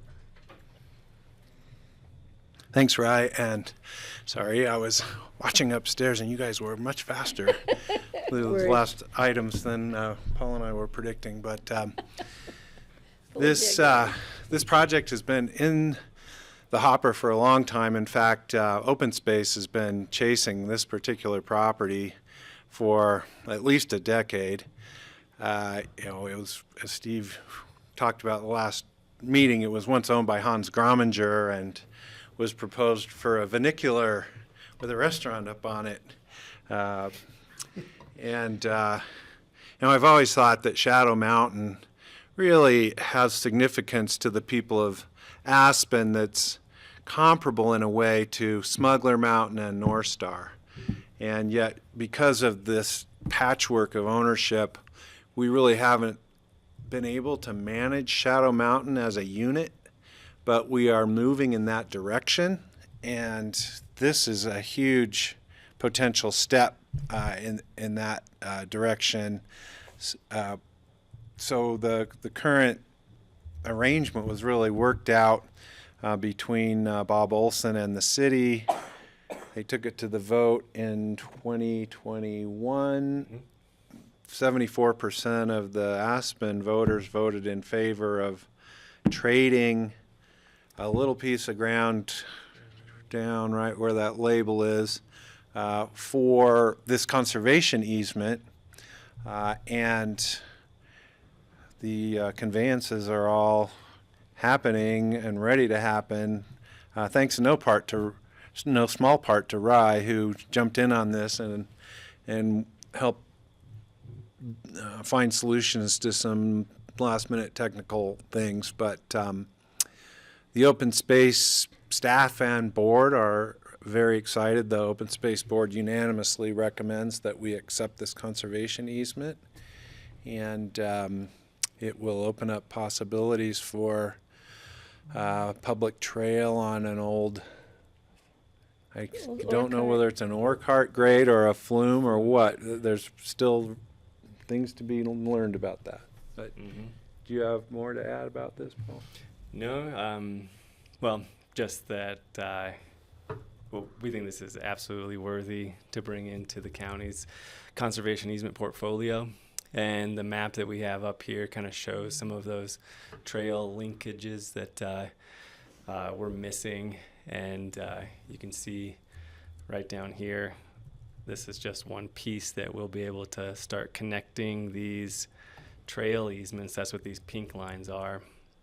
There's a piece here, 2 pieces here, which now will be hopefully plugged up, but we're thrilled to have this. And Matt Kuhn was here. He came up and said he had to leave. He said he sat down here waiting, but he had to go to another meeting. But It was nice. Matt Kuhn is the Aspen Parks. Yeah. Right. But Thank you. Sorry. But yes, he's all in favor for this, obviously. So, if I may speak about this, I remember my dad telling stories back in the day about Hans Gromminger trying to eavesdrop outside the commissioner's office space in the courthouse because he was trying to build his restaurant up there on Shadow Mountain.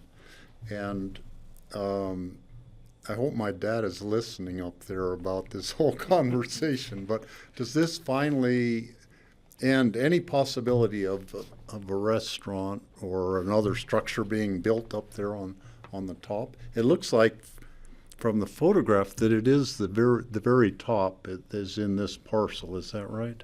I think the tip is right here, right where the crosshairs are.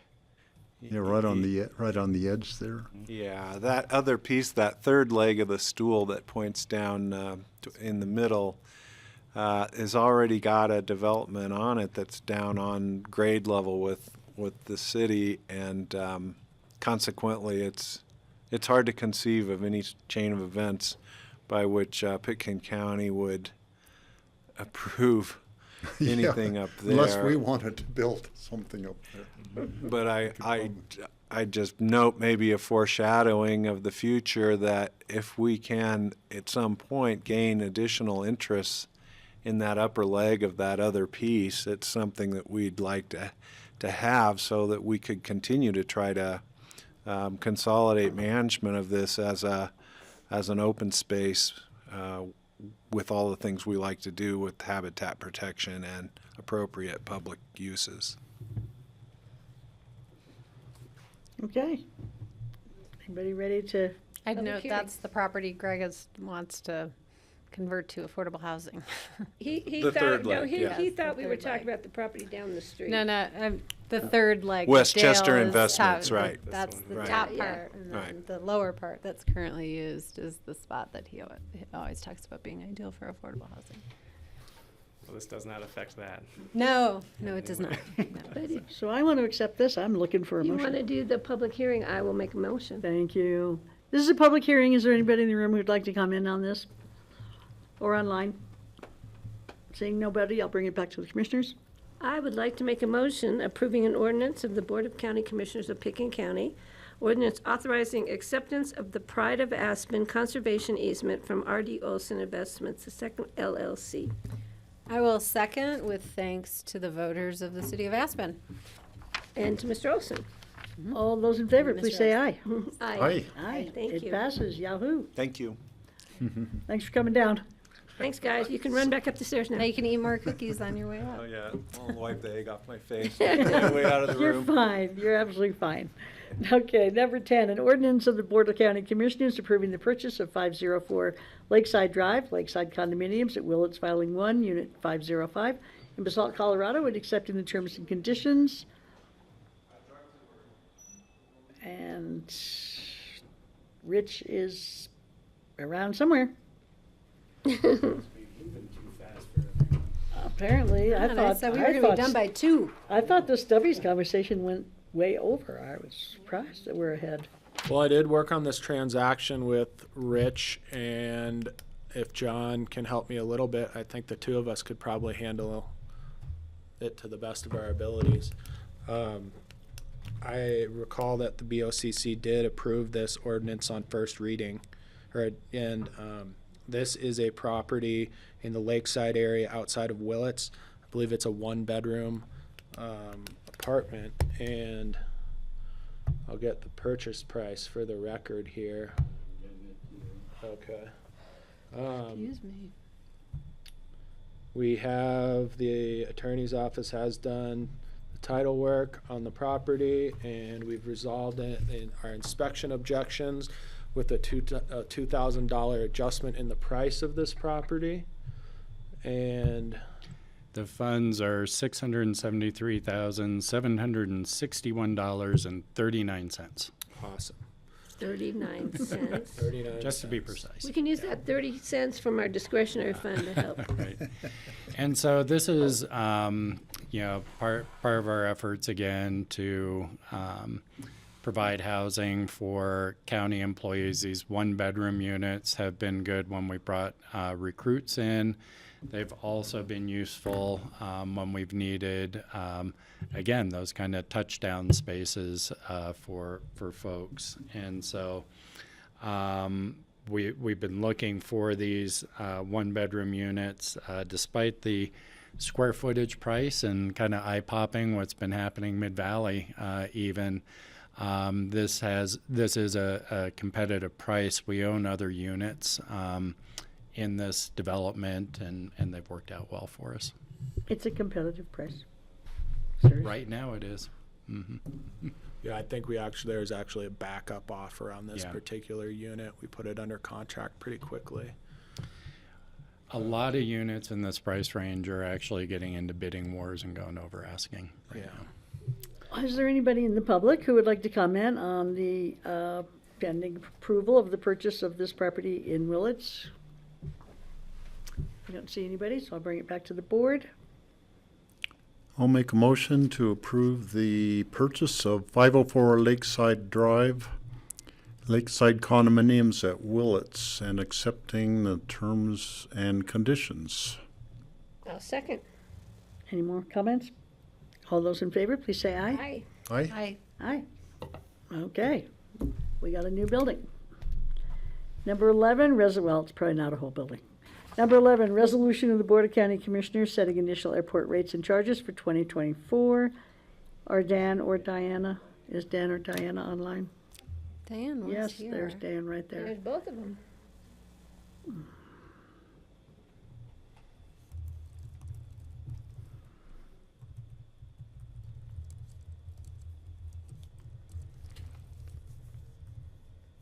Uh-oh.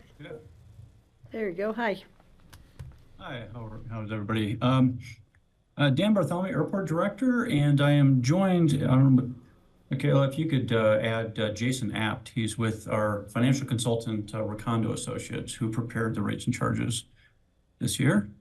We were bringing the 2024 rates and charges to you, which primarily cover airfield costs and terminal rental rates. Those airfield costs include the landing fees.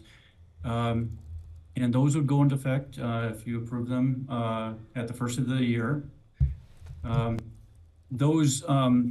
They're basically designed to be to just cover costs. They're not designed to profit from those. So it's just designed to maintain both our airfield and our terminal, both of which are aging. So some of these costs, especially the terminal per foot rental rates, have gone up significantly this year because we're having to put a fair amount of money into that facility to maintain it. We're also having to do the same to our runway as well. Some things that go into the runway is, landed weight of the respective classifications of aircraft operations. By classification, I mean between airlines and general aviation.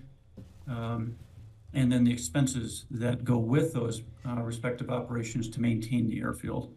And likewise, with our terminal, it really goes into, it's a fee schedule that gets us to a break even to operate the terminal facility and maintain that terminal facility. You'll also see, and this isn't part of the resolution that's attached to this, some additional fees we're looking at charging, mainly dealt with badging or security for the airport, which we're required to do through the Transportation Security Administration. But these are to combat some issues we've had lately with non-return badges and some other things. So just those fees that go along with those things, including security violations. And it's just a disincentive to have people pay a little bit more attention to how they operate at the airport. But with that, if you have any questions, like I said, Jason is on, and he'd be more than happy to answer those for you. Does anybody have any questions? Steve? Well, we did receive a letter or, public comment about from a person involved in general aviation complaining about the increase in their rate while the rate for the landing fee for the airlines went down.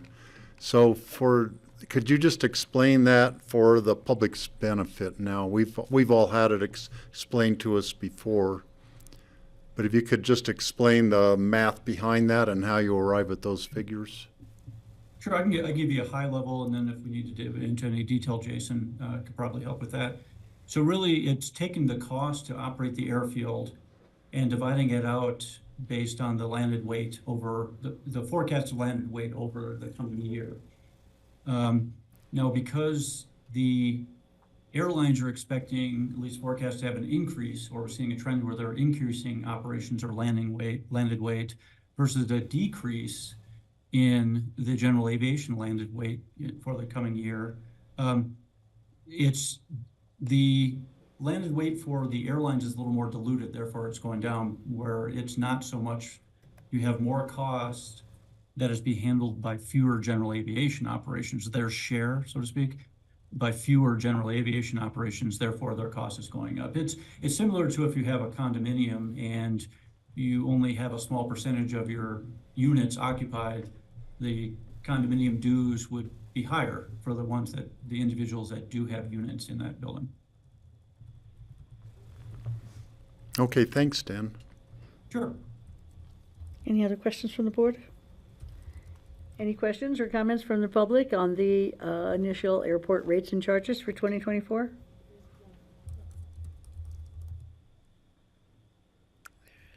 Tyson. Hey, good afternoon, Commissioners. Tyson Weiss, resident and pilot. I wanted to offer three sort of constructive suggestions as it pertains to the fees, because I think it is making some noise within the broader aviation community. I did want to add that pilots are working with Dan and Diane on a general slate of improvements, and we appreciate the open dialogue there. I think it's been very constructive, and I just want to say I appreciate all the work they're doing in general, because it's tough work, it's important, and I know they get a lot of fire in the process of that. But I think in general, those who are flying small aircraft are a bit frustrated by the constant fee increases at the airport. And I know in previous commissioner meetings, some of you expressed concern for the interest in what pilots are being charged. And I think we're certainly moving towards an ever more expensive basket of fees. And with the signing of the new FBO contract, there's a general view that those fees are going to continue going up, because when you get rate increases, those eventually get passed on. So 3 constructive ideas to, I think, help settle some of the nerves to consider. And of course, since these are just initial fees, there are things that can be adjusted over the year. But First is no landing or departure fees for aircraft under 6,000 pounds. Many of these airplanes usually they weigh less than a car. They land with significantly less force than a large business jet, and they're a very small portion of the aircraft that are landing here.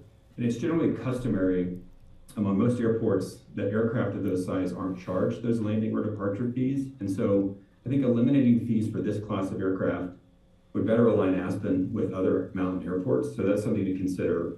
And second is, I think, no landing fees for any county resident that's having to base their aircraft at other airports along I-70 like Rifle or Eagle or Glenwood because of the limited parking space we have. And those are things that we're talking with the airport about as well. And the third would be no landing fees for any based aircraft that's here and paying rent for that space, which the airport does get a large percentage of today. There are very few of those airplanes here. Because I think the general concern is with the new lease fees from the FBO, the airport is in some sense getting paid twice for those operations. They're getting paid the landing and departure fee for the aircraft leaving, but now there's a significant amount of the fee that's paid to the FBO to walk through the building that ends up going to the airport as a result of the MAG. So it does create a bit of an impression that the airport is double dipping, and I think that's why the aviation community is getting a little more up in arms about the increases in fees. So anyway, I think some minor changes there might go a long way to quieting some of the discontent, and it may not make a very big financial impact for those much smaller aircraft that are coming into Aspen, since they're a very small percentage of the overall operation. So I think having commissioners signal some support in the general sense would be helpful, and I think really quiet down some of the feedback that you might be hearing. So Thank you, that's it. Tyson. Thank you. Thank you very much. What do you think about that, Dan? I think some of what Tyson said is very valid. I think there are other things that we'd have to discuss. We'd have to also see what the actual financial impacts of those items are. I'd be a little concerned. I would think it's a reverse double dip if somebody, even if they are local, but they're getting a benefit, let's say at Eagle or Rifle airports, and now they also want that benefit here. I think that would be a double dip in the reverse direction. So we'd have to figure that one out as well. As far as based aircraft, the only type of based aircraft we charge is anything over 12,500 pounds, and that's because those types of aircraft have greater impacts on our airfield because they weigh more. So by default, anything under that is not charged for a local aircraft. Itinerant aircraft are still charged that, but even if they're a lighter aircraft, they're only paying per 1,000 pounds. So they're by default getting a discount because they are lighter aircraft. So I'm more than happy to look into that further. And I know we've discussed this a little bit with Tyson already, but if the board desires, we were more than happy to kind of look into this and kind of put a perspective together a little bit. Well, is it okay? Can we pass this today and then look at it next year as a possible change if you think it's appropriate? Sure. Okay. Any other comments or questions? I would just appreciate a little bit of a deeper dive so we have a better understanding. And, we have the other side of this coin is the people who live in this community who really don't want general aviation flying in and out here at all. So we have to be really careful with how we approach this issue on both sides of the coin. So, but I would appreciate a little more information. And Francie's right, we won't get it by the end of today, so we'll have to look at it when we do rates and fees for next year. Okay. Any other comments or questions? Anybody else in the public? Michaela, I think not. Thanks, Tyson. Okay, I'll close the public hearing. And do we have a motion? I'll make a motion to approve a resolution of the Board of County Commissioners setting initial airport rates and charges for 2024. I second. All those in favor, please say aye. Aye. Aye. And thank you, Dan, for taking that into consideration and having a look at his suggestions. What were you gonna say? Absolutely. Thank you. Thanks, Dan. Happy holidays, guys. Thank you. Same to you. I was going to say, I was going to motion for Steve to make all the motions in 24 to 24. Do that at the end of the Can we meeting. take a Yes, let's take a 10-minute break. Let's come back at 2:10. Okay, Andorra?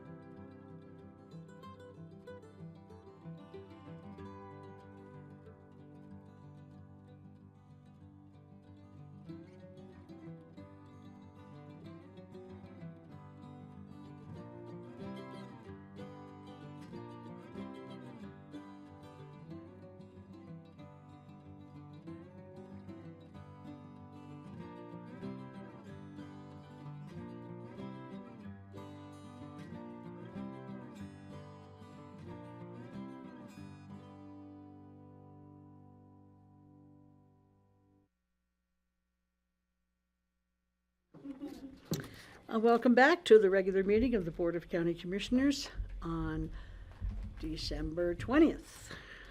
Oh, we're getting really close to the weekend. We're now moving into land use public hearings. Number 12 is a resolution granting 2023 annual review approval to the Aspen Consolidated Sanitation District Solar Project Special Review Use. Leslie Lamont is here to kick it off. Hi. Hi, Les. Hi, Leslie. I'll wait till McKella. I'll start, but McKella will probably need to help me. Hi. So this is our 4th annual review of the Primer G Solar Farm project that's before you. To my right is Todd Lacoste, and he is the VP of Asset Management. And then we have Alberto, who is the finance guy for Primer G. The numbers guy over here. I worked early on the project with Leslie and Rye when we acquired it for the original developer back in 2020. So a lot of the things we discussed, we initiated that 3 years ago with Rye and Leslie and Bruce and Bonnie. Yeah. So last year when you reviewed, during your annual review, the board agreed to allow the annual review to go to the administrative level unless there were issues that arose that we needed to bring it up to the BOCC. And the reason why we elected to bring this back to you this year is because we have some landscaping issues. So Primer G at the time of, Res, when they got the approval, they submitted a landscape plan that was approved, and then Primer G bought the project, and Primer G put up a letter of credit for the installation and maintenance and survivability for the landscaping. So they put up a letter of credit of $540,000, and that letter of credit is due to expire at the end of this year. They installed all the landscaping, and then they had it kind of was fits and starts with getting this landscaping to survive. And last June, we all did a little walkabout on the property and identified what had survived and what had not survived. And all the juniper trees, shrubs, whatever you call a juniper in this area, they died and had been pulled out or were dead, and they need to be pulled out. So Primer G got a bid to reinstall the junipers and fix the irrigation, and the bid was roughly $30,000. They went to 2 different landscaping firms, and they were all right within there in the same estimate. And Todd said, do we really have to keep, beating our head against a wall with this landscaping? And what we'd like to do is make a cash in lieu donation to the county to a related cause. Can we just call it good on the landscaping? I do want to remind the board, Francie, I don't know if you were not on the board at the time that we looked at the Res project, but I want to remind the board that originally the application called for an entire regrading of the 35 acres. And Res had proposed to create a berm parallel to the Rio Grande Trail with all that excavated soil. And then they were going to plant the berm. And we, at the time, we asked the board if they would be willing to waive our standard in the code for the height of the berm. And the board was very clear at the time that they did not want to try and hide this project. You guys were really proud of the project, and you didn't want to try and hide it, but Res had proposed a landscaping plan that we accepted. And it was really landscaping kind of up within the fencing of the project and then parallel to the Rio Grande Trail and kind of wrapping around one of the corners of the trail. And so that's how all this landscaping was approved and was then installed. So the proposal before you today, there's a couple things. Primergy is proposing to, instead of in the spring installing more landscaping, they would like to make a cash in lieu to the county for $30,000. Staff also wants the remnants of the landscaping effort to be cleaned up in the spring, and that would be the drip lines that had gone to each of the new plants that were installed. There was some protective fencing that was set around the plants. And so we want to make sure in June that we want all of that stuff pulled up and cleaned up. Also, we identified in June that there were some plants that were coming back, but they needed all the dead woody stuff on the plants needed to be trimmed back.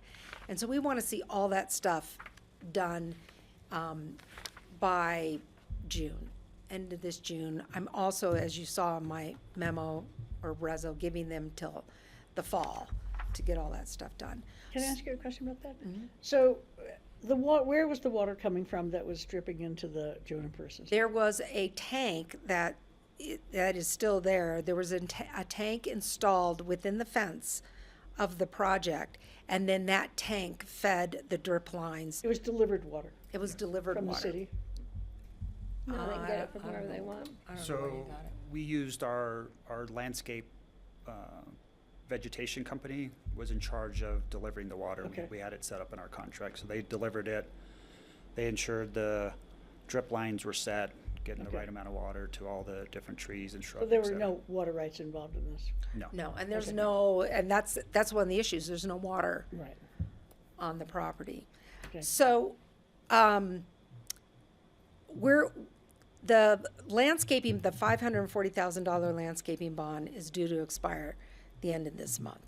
So we are requesting, and Primergy agrees that we're going to extend the date of the letter of credit to December 31st of 2024. But we are requesting that we lower the value of that letter of credit to $100,000. So, like I mentioned, we want to go back out there in June and make sure that everything's cleaned up and that the plants that are there have been kind of trimmed up a little bit so the new growth can really take off. And then there's an additional $30,000 that Primergy is making a cash in lieu to the county. My one change in my reso would be that we want to see all of that stuff in place by January 31st of 2024. There's no way Res can give us the cash in lieu by the end of this month. Primergy, sorry. Primergy by the end of this month, or that we can get this amended letter of credit tied down.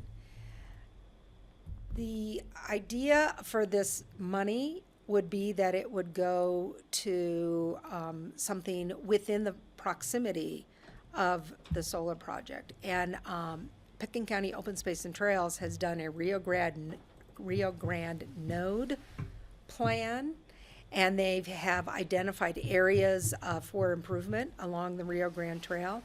And one of those areas for improvement is right at the intersection of the Rio Grande Trail and the the Wink Jaffe Trail that comes up from the park. They'd like to do a bench and do a shade structure right at the intersection of those two trails. So that's kind of the idea of where the money would go. Now, I would be like really non-transparent if I did not point out that this request was made to the Open Space and Trails Board to accept the $30,000. The Open Space and Trails staff that I worked with on this were in favor of accepting the cash in lieu, but the board did not Unanimously. agree to that. And I will say, in our defense, I was unable to be at that meeting. I was jumping on a plane and so I was unable to be at that meeting. But I watched the meeting, and kind of from what I heard, I think the Open Space and Trails Board, I don't think they remembered that this board did not want to see berms and did not want to see landscaping that was going to screen the project, and really wanted to see the project and was proud of the project. So your suggestion is that we abandon the landscaping there, but Open Space and Trails does not want to abandon the landscaping. That's what it comes down to? Abandoning the landscaping would not be correct, because there is a lot of, like, all the sage Some of that it they survived, planted yeah. and the rabbit brush and the serviceberry are doing well. It's the junipers that did not do well. And so, you know, we take letter credits all the time for landscaping for all our big projects that we do. And we hold those typically, holding them for 3 years is a typical time frame to hold the letter of credit. I thought we talked about this last year, lowering that letter of credit, did we not? What we talked about last year was just getting back on the landscaping wagon, and that's when we went back out and looked at everything that needed to be replanted and protected. We did talk about that, and we talked about that we have the letter credit, and that the letter credit was available for us to use. I kind of remember we talked about reducing it. Patty? Yeah, in light of what the Open Space and Trails Board was unanimous, and the fact that there are some species of plants that did take well, I'm going to just throw this out here for discussion to continue revegetating with the species that did well, keeping the water system intact for one more growing season, because you said the other things are taking off. We want to inspire them to take off and actually stay. And I think maybe one more season of water would be helpful with the dry climates we've been having lately. And then I don't have a problem reducing the letter of credit to 100,000, but rather than take the money in cash in lieu and doing something else with it, I think it should go to the site and just try and establish more of the species that did take and have taken on, and then continuing the water for a year. That's just a thought. And what will pay for the mowing and weeding? So we pay for the mowing and weeding That's inside the on an fence. ongoing basis? Yeah, Mm-hmm. Yeah. we have that responsibility. That's separate from this. Yes. Steve? So did any of the juniper survive? You say trimming back some of, you were talking about trimming back some of the dead, is that? The serviceberry, a lot of the serviceberry. So the first year, the landscape installer did not protect the larger installs, and they got rubbed up, you know, by the elk and deer. And so what we observed in June is that down at the root base, they're starting to come back, because then they fenced them, and the irrigation line had a leak, and irrigation was off for a while. So that stuff was starting to come back, and so we thought that if all of the taller dead branches were trimmed back and could let the new growth take off, then it would be healthier. So is this So it's outside, actually- is this outside the Yes, fence? yeah. So the deer are gonna eat, Yeah, the deer are gonna eat it, Especially if it's a new unless it's growth. inside the fence. Yeah. right. Yeah, everything we're talking about is outside the fence. So I would agree with Patty to go with the rabbit brush and the sagebrush, And more serviceberry. and let nature take its course. There is a lot of wildlife browsing on the outside of the fence that some things just aren't going to survive there, because the deer and elk love browsing on certain things, and the rabbit brush and sagebrush are perfectly natural there could be some trees move in just naturally on their own over time. I don't want to hide any of the solar farm behind any vegetation. To me, it's like, it's something for people to walk or ride their bicycles by and observe it and learn from it and be proud of having that part of their community. It's not something to try to hide. There's nothing to be ashamed of or to try to hide. Well, I don't think those bushes and shrubs aren't going to grow that high anyway. No, they No, create good definitely not. habitat, though. Those are good habitat for. Yeah, and if we were putting a songbirds. bench, I'd put it right next to the fence so people could sit there and have a educational sign about the solar farm, and That's already they been could sit installed. down there and look at it and listen to the little clicks as it's like moving or whatever, whatever, that kind of thing. Well, I don't agree with that, but that's okay. I would much rather look at trees and shrubs than solar panels. I see plenty of solar panels. You've seen one solar panel, you've seen them all. But Not these are different, these are special. I say that a lot myself.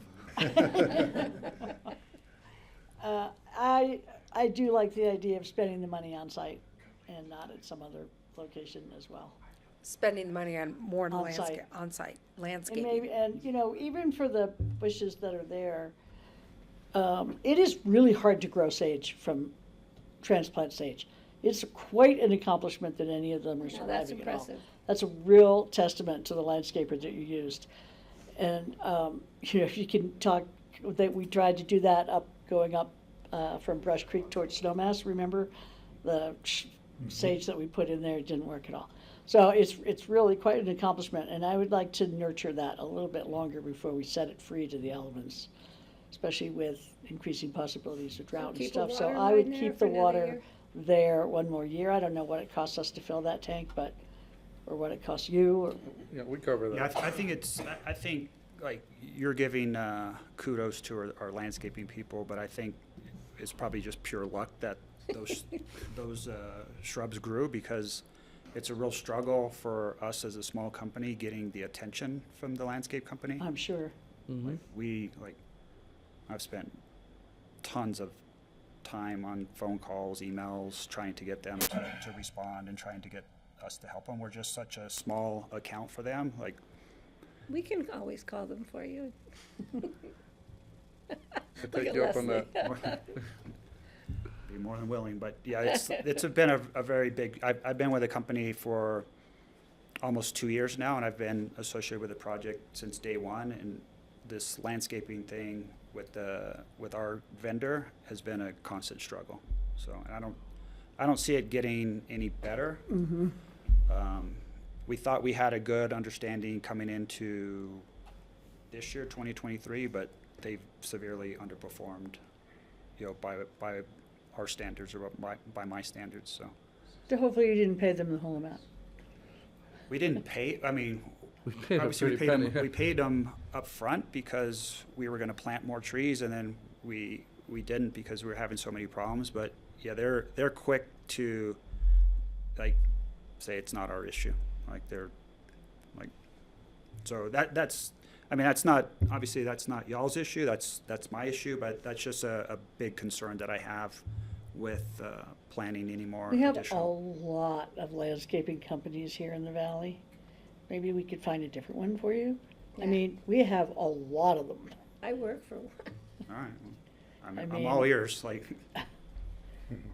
Okay, well, I'm sorry about that. No.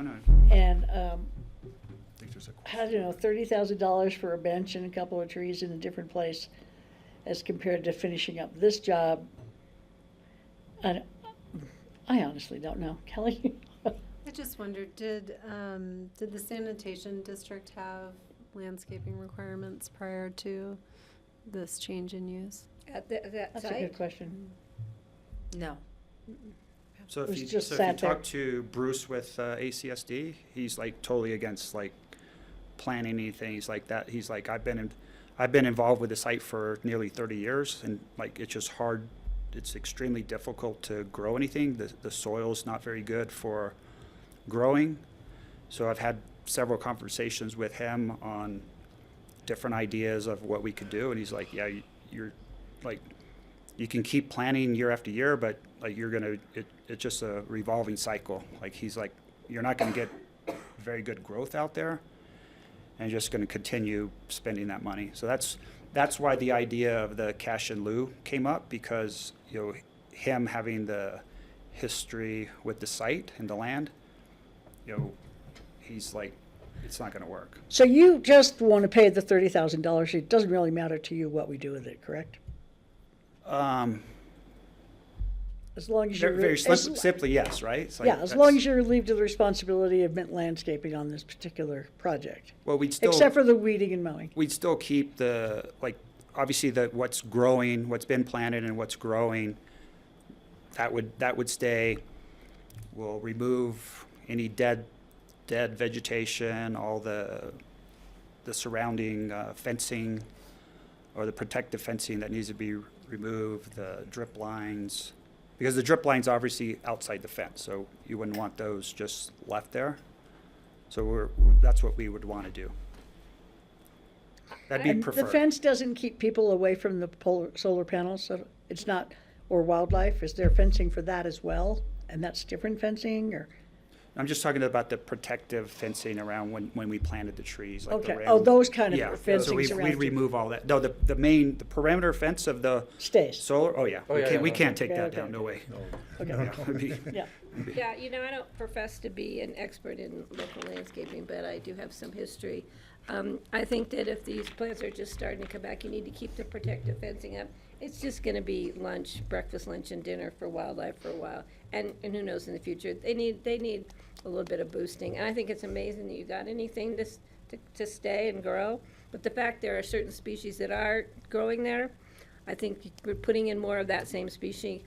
Let's write off the junipers. They're not. Don't even go there.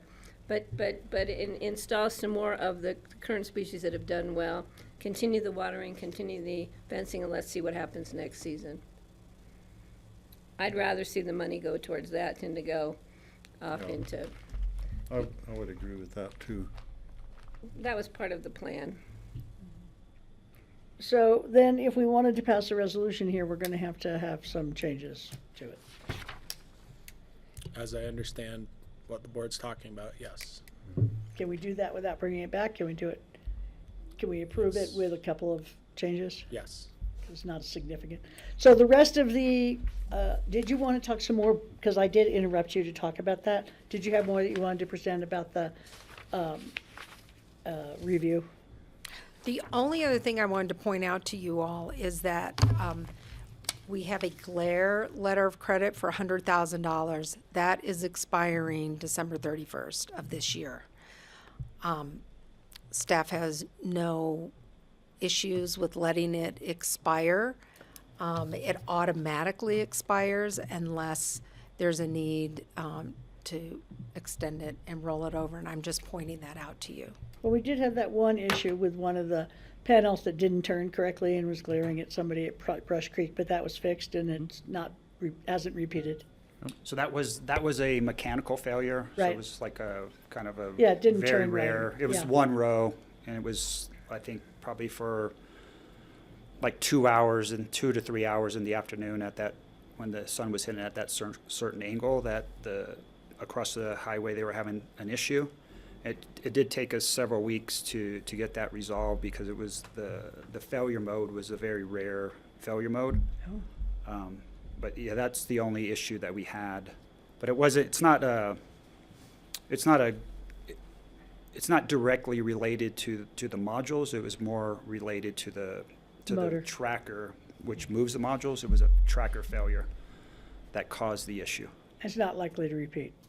No, and our, No, that was the the first very time rare. Yeah. we've seen that Yeah. issue happen. Did I see your hand?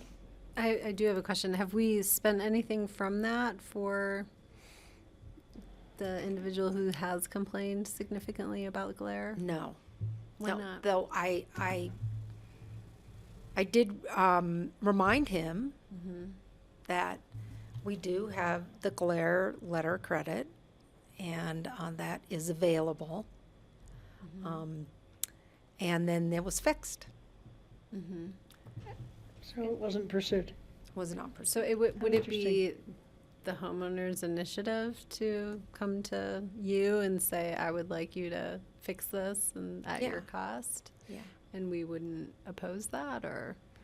Well, I said, you know, if this is a continuing problem for you, let's talk about a solution. The letter credit is there for these kinds of possible solutions. Let's talk about a solution. And he said, okay, I'll think about it.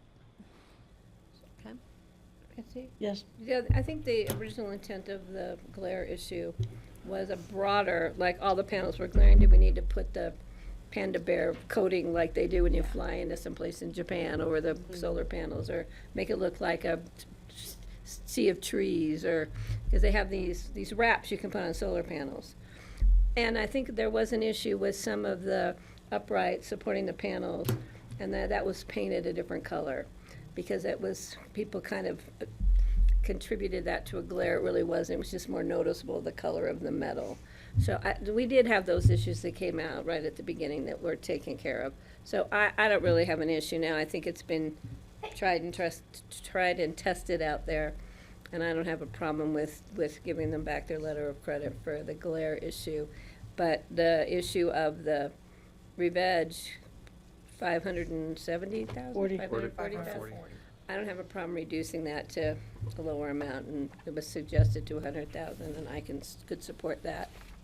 So otherwise, the panels are operating like they're supposed to? And Yes. what % efficiency do they operate at? So if you look at solar panels, they have an efficiency, like the highest ones have like low 20% efficiency, Yeah, right? I thought 15, so low 20 is interesting. So like, I think the best modules in the world are somewhere around 24 to 25% efficient. These aren't the best ones in the world, so they're probably somewhere around 20% efficient.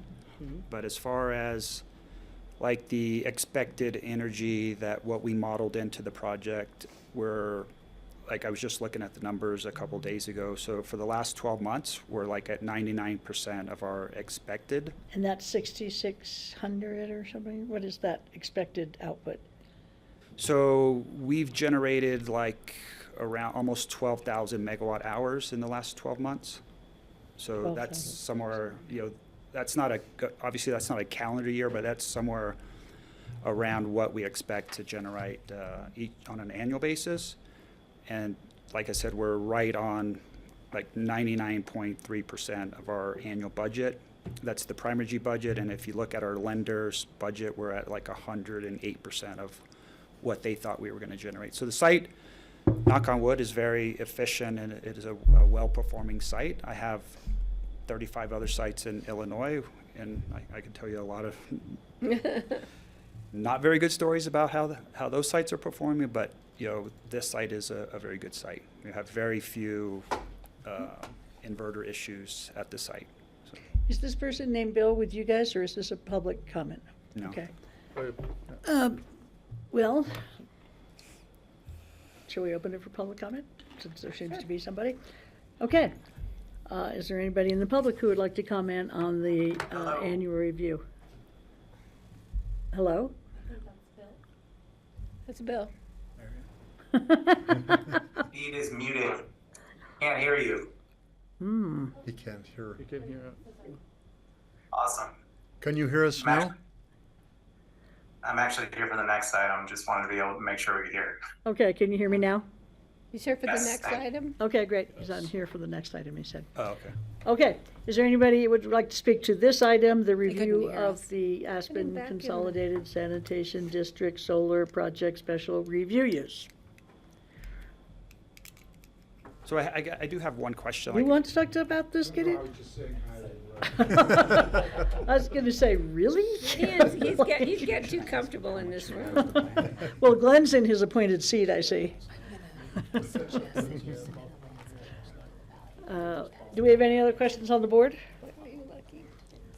So, Rye, I think what we're about that, 'cause there's a lot more saying is that there's a lot more that goes into we that, like $30,000. are comfortable with reducing the 540,000 letter of credit to 100,000. And I'm not sure how Steve and Kelly feel about the $30,000 going to OST to build a bench and trees, or whether you want it to stay on site, or. I thought the proposal for discussion was what Patty had said related to the $100,000 credit to be retained for the next year and to commit to additional plantings of the plants that have taken for the next year in lieu of the $30,000 cash in lieu. I thought the $30,000 was going to be used for that. Well, it's up to them to determine. Yeah, okay. 30,000 is just a number they threw out there to payment in lieu. Yeah, and that's okay with you?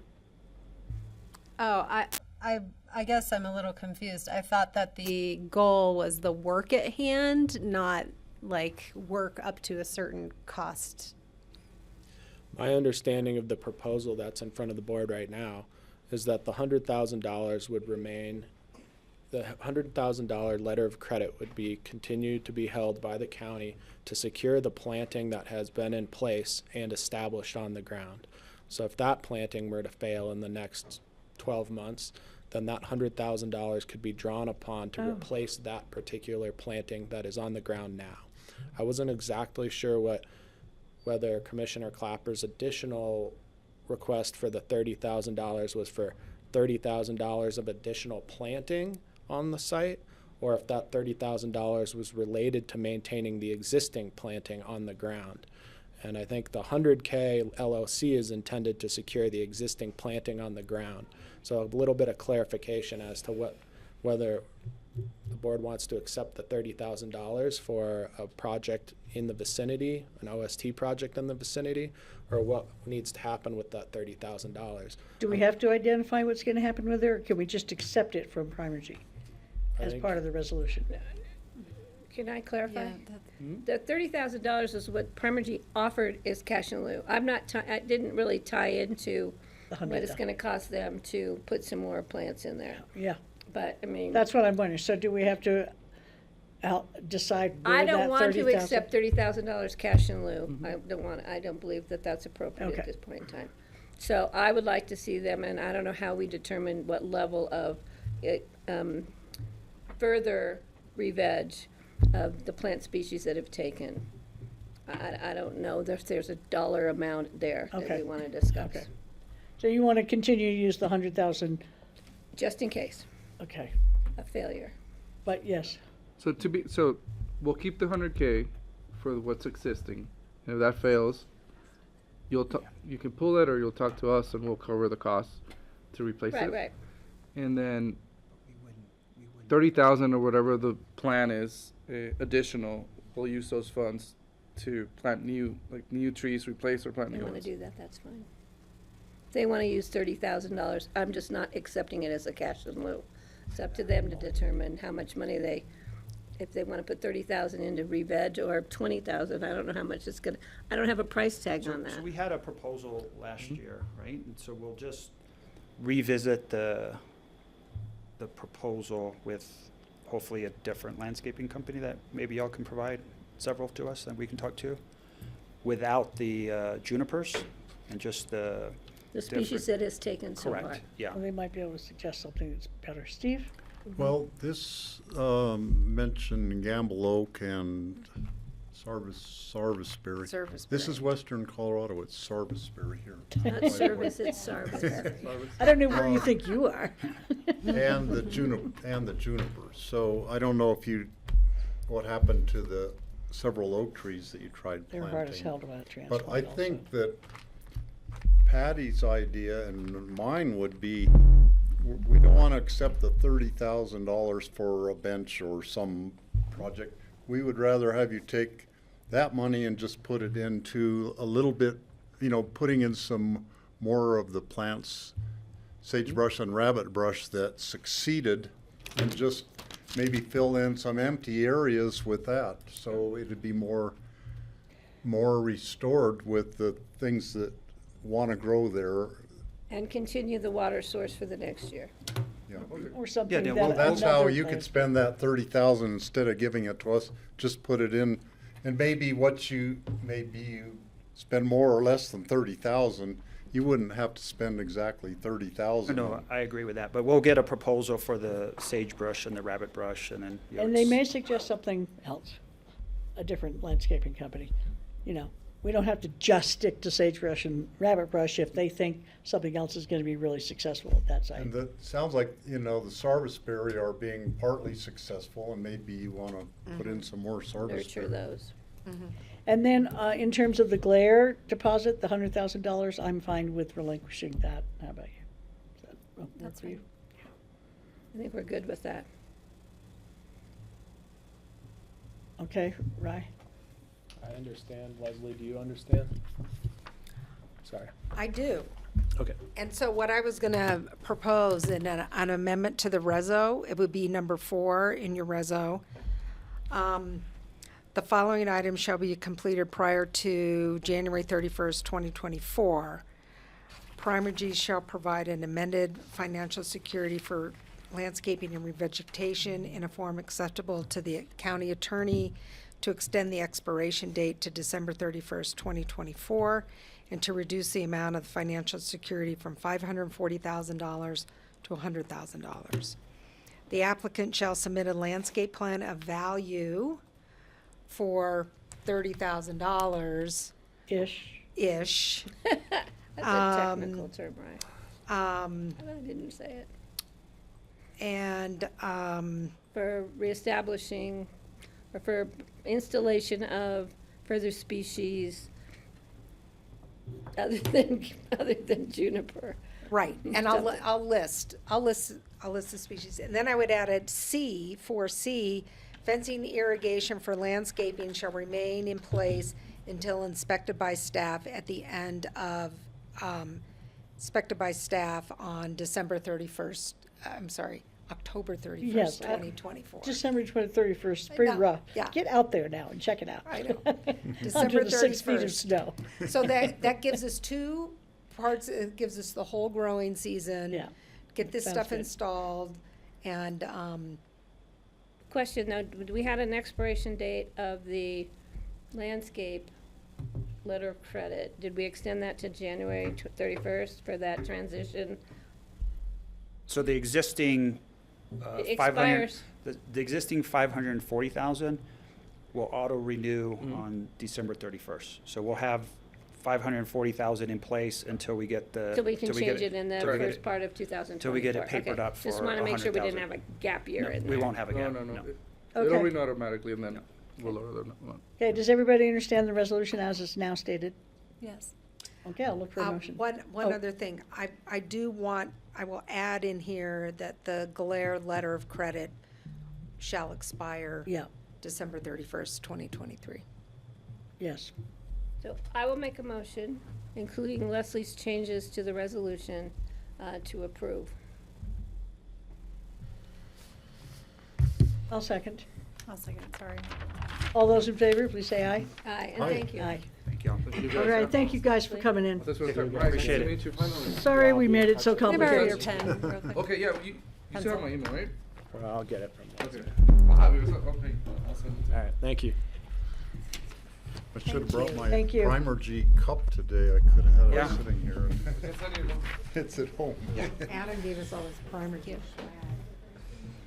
All right, thanks, everyone. Appreciate it. Thank you, Happy really appreciate your holidays. coming in. Thank you. So I have to confess that somehow I closed my packet, and I can't reopen it because my phone for the county is dead and I can't get in. So I'm operating without my packet, just so you You guys can know. go to the Pitkin County Wing it. website. You just read it off the paper. No, Get I it. can't. No, I know I can do this, I just don't have the whole And packet. so you can go to the But I Pitkin County think website. I've seen these things That's right. about 5 times now, so While you're debating I'm on okay. Oh, thank you. It is very easy to pull up from the website as well. Yeah, exactly. So why do you need your phone running to make your? It won't let me go in and do anything, so the website's not gonna help until I say hello to my computer. Oh. Take 5 minutes. No, it's fine. Okay, moving on. I mean, I'm pretty familiar with these. All right, we're moving on to Computer is 13. locked out. You're not, it's not your email, it's your laptop. No, it's my whole thing, yeah. I see. Okay, zoning action, second readings, and Suzanne is going to take us beginning with A, which I'm not going to read because Suzanne will tell us all about it.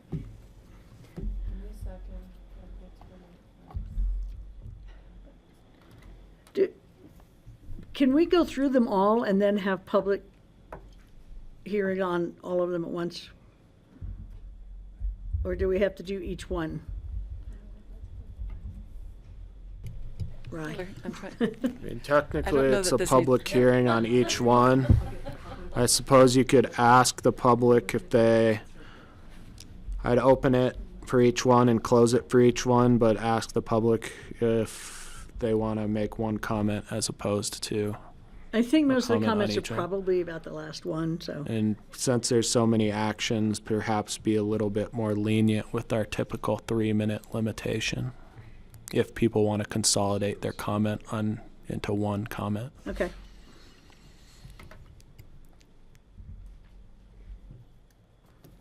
Good to go? Yes. Thanks, Francie. Suzanne Wolf, Community Development, here with 5 ordinances for you today for zoning actions. I'll go quickly through slides. I guess that's transcribing. We're transcribing. Awesome, thank you. I was like, I'll get to see all my ums. Hopefully I don't. Okay.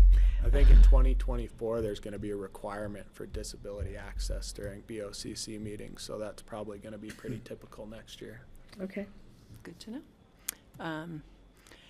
So again, 5 ordinances in front of you today. The process we've gone through on these, we went to the P&Z in October on the 17th. At that time, the P&Z adopted amendments to the comprehensive plan for the county and recommended approval to the Board of County Commissioners of land use code and zoning amendments.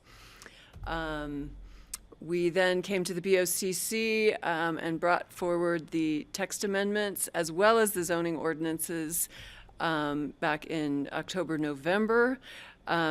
The land use code text amendments were adopted, approved on second reading on November 15th, effective upon adoption.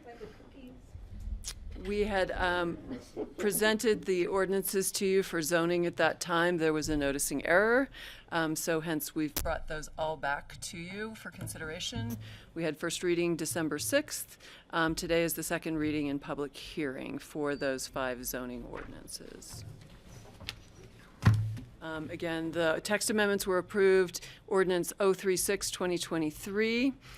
That established in the land use code the text for a 9,250 square foot final maximum floor area in the unincorporated area of Pitkin County, created 4 new overlay zone districts, Brush Creek, Emma, Valleys of Capitol Creek and Lower Snowmass Creek, and the Basalt Urban Growth Boundary. So again, what that accomplished was putting the text into the code.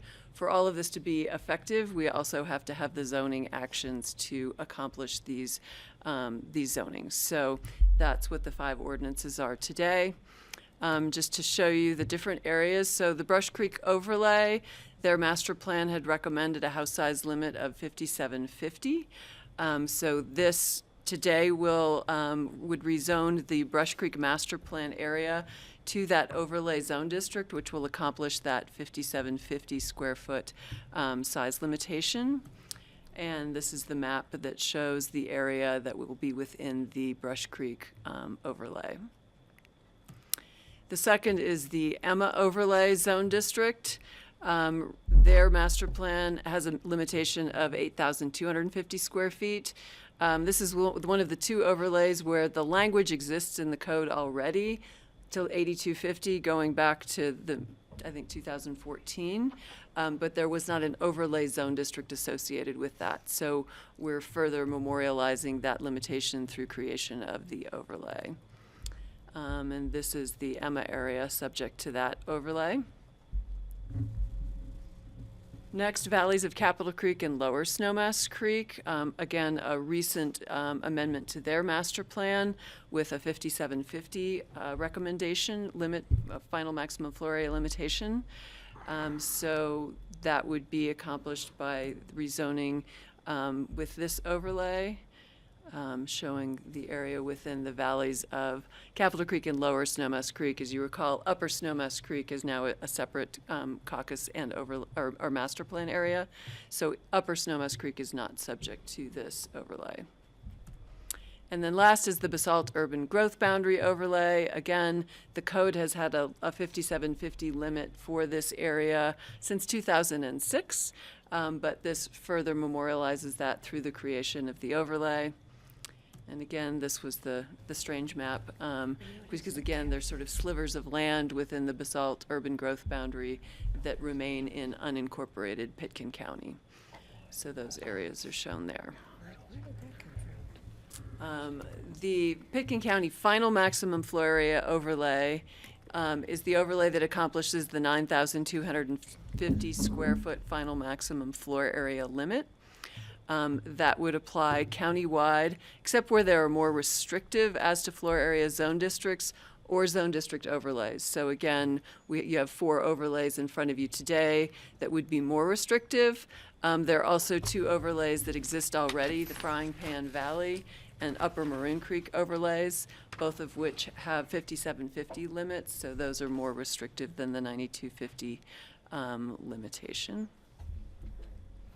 And then this is the overlay map associated with that, showing the entirety of the county with the overlay areas, the more restrictive overlays cut out. And again, I think, we've said, obviously, if there's a more restrictive zoning like rural remote with 1,000 square foot limit, that applies and is not, this doesn't change that. This just shows existing zoning throughout the county, which is a little hard to read. Just speaking to the applicability of the regulations, with the text amendments, there was an extensive discussion about having these changes not apply to land use applications with vested rights, land use applications submitted and deemed complete, and awarded and unexpired growth management allotments if the commitments made have been satisfied. That language was included in Ordinance 36/2023. We had not, on first reading, added it to these ordinances, and we discussed that and agreed to add that. So the ordinances in front of you today include the exact same language that was included in Ordinance 36/2023. So we're recommending approval of the 5 different zoning ordinances. I won't read through all of those for you, but if you need me to at some point, I'm happy to do that for you. And that's it. Okay. Want to hear public hearing first, guys? Yeah. All right, let's open the public hearing. Is there anybody in the public who would like to address any of these 5 ordinances, but beginning with A? Anybody want to talk about A? Anybody online? Bill. Yes, my comments are about A one, and the Brush Creek and the countywide. Okay, go ahead. And I would presumably just do them once, and it's the same, basically. So my name is Phil Kuriadis. I'm an attorney with Otten Johnson in Denver, 950 17th Street, Suite 1600. I represent Worth Capital Holdings 98 LLC and its owner, Rusty Holder. My partner, Tom Raganetti, submitted a letter last week. Could you talk a little bit more slowly, please? Sure. You're being transcribed, but I can't read that fast either. So we submitted a letter last week. My partner did, Tom Raganetti. Did you get that? I didn't see it in the materials. What was the law firm? Raganetti. Yeah, we did get a letter. Otten Johnson. Yeah, it went directly to the commissioners as well.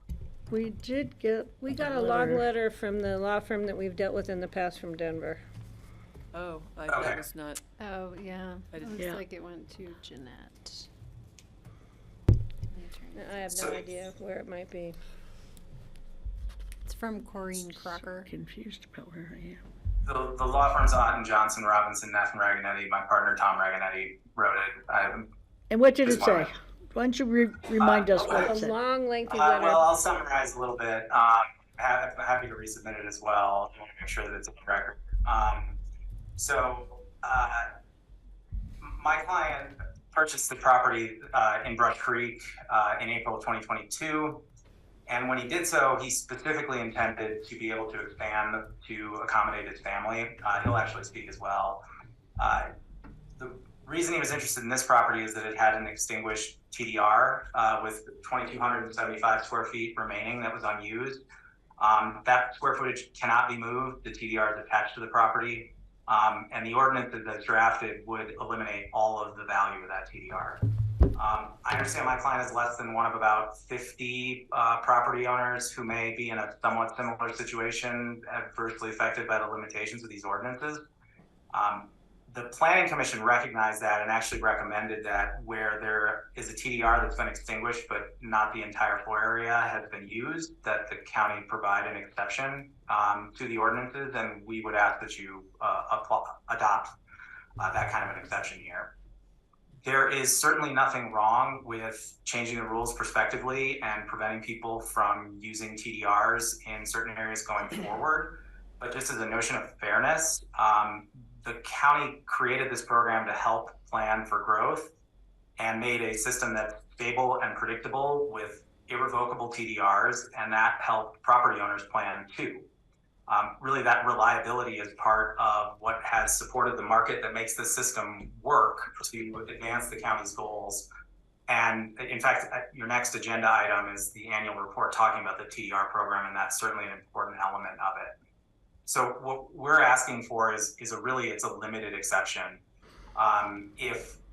Even if you applied an exception for these extinguished TDRs for all TDRs that are in a similar situation, like I said, I think it's less than 50, that impact would phase out as that square footage is used, and there wouldn't be an opportunity to attach new TDRs to properties that aren't already attached. The county could even tailor an exception that's a little more limited to something like 50 or 75% of the TDR is unused, which is certainly where my client's at. Over 90% is unused. That kind of exception would uphold the key pillars of the TDR program without having a significant impact in terms of the overall development of the county on the goals that are being pursued with these ordinances. So we're looking for a limited exception on both the Brush Creek overlay and the countywide rezoning.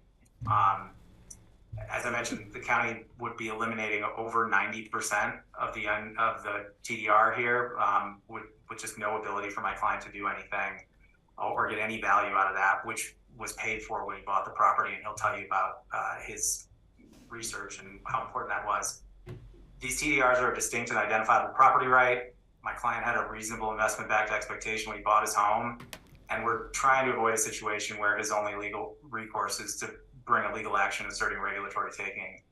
I know just finally that TDRs have been used to actually try to avoid or mitigate takings in the past, and it'd be unfortunate if the county failed to honor its commitments here and actually created a taking situation by just eliminating the value of these TDRs. I remember your letter now. Yeah, is it an entitlement? Thank you. Thank you very much. TDR entitlement. Okay. So that is public comment for A. Is there anybody else who'd like to make public? I do have a question for you, actually, if you don't mind, Bill. Are you talking about 90% of if you're talking about the county-wide limit at 9,250? Are you talking about 90% with the Brush Creek limit? It would Unused certainly TDR. eliminate all remaining square footage with the Brush Creek limitation. I believe the house is already over 5,250. The exact square footage, I've actually seen different numbers on what the existing square footage is, but it would certainly impair my client's ability to, I believe that the countywide cap would also, if not entirely, severely constrain what my client could do with the TDR that's attached to the property. Thank you. Wait. You don't know what the existing square footage of the houses that you're representing? I've seen different numbers actually at the county. So there's been two determinations, administrative determinations that were made about attaching this TDR and how much was left. And one of them indicated 7,000 square feet was how big the property was. I've seen online information that said it was 8,000 something. That's why They would never have needed to land a TDR. I've seen an to official, build. it was actually included in the materials that we They submitted. wouldn't have had to spend the money. Yeah. Administrative determination that referenced 7,000 square feet. I think I understand. Steve? So if we could have clarification from Suzanne, originally, a few weeks ago, we had There was another ordinance having to do with changing the text of the land use code that had to do with this issue of the exceptions to the Right. the rule. And that's not included now. So was that part totally, we completed that part already, the text? So the text amendment Amendments? was completed. That was the time you had the applicability discussion then. This issue about TDRs, you did go through that discussion at the time. That was, lane, yeah. in the first round, and the November 15th meeting. At that time, you did not include any allowance, any exception for the remainder TDR square footage. That decision was made, so that language was not included in Ordinance 36. And again, we just took that same language and applied it to these zoning ordinances. So at this time, there is no exception language related to properties that have, partially used a TDR and their ability to exceed these limitations. I mean, if I remember correctly, we couldn't figure it out, so we decided to punt and come back to that issue later and possibly do further code amendments in the future. Is that how? No, I mean, Not the way I. the language not the way was, I remember. I mean, there was a lot of discussion, definitely, about the growth management allotments as well as the TDR usage. And the decision was made not to provide an exception for these TDR scenarios. So I don't recall anything about coming back to it in the future, or that was how these ordinances would apply. Nancy, I thought we asked for more information, like how many properties would We this did. impact, and what we were talking about additional square footage, or Yeah. were we talking 5 properties, or 50 properties, or 500 properties? So, and I think that's what we wanted to have come back for this discussion, so we could. We brought that information back to you at that time, back on November 15th. I don't I'd have to remember. go I dig remember it. us- I remember us having more 49, questions as I then. recall. I think there were 49 TDRs still out there that had not been completely used, if my memory serves me. I think that's the number you brought back to us. And in fact, Bill just said 50, so I think, They were in the ballpark. yeah. But he's asking just for this. There were like he's- subsets of subsets. He's asking just for this exemption, just for the Brush Creek overlay, because that's where his client's property is. And I don't remember us thinking about it being just different zones. I thought it would be the whole ball. I could see why somebody would ask for a certain zone, though, Well, I that's been can too, reduced but that dramatically. that talk about trying to be fair, Yeah. I mean, it's one thing at 9,250, it's another to have your excess square footage at 57. basically wiped out. To 57.5. Well, gone. You don't have any excess anymore. Yeah. That transfer of development right was already used and applied for. So any of these properties, the transfer of development right has already been used on the property for a development approval. For a development approval, we're talking. I get it. You additional don't, square I footage. know, I know. Right. The reason I just said what I said is that when we were considering that last time, I was thinking of the 9,250. I wasn't thinking about 57. So it would be good to know, in a case like this, how much square footage has been built.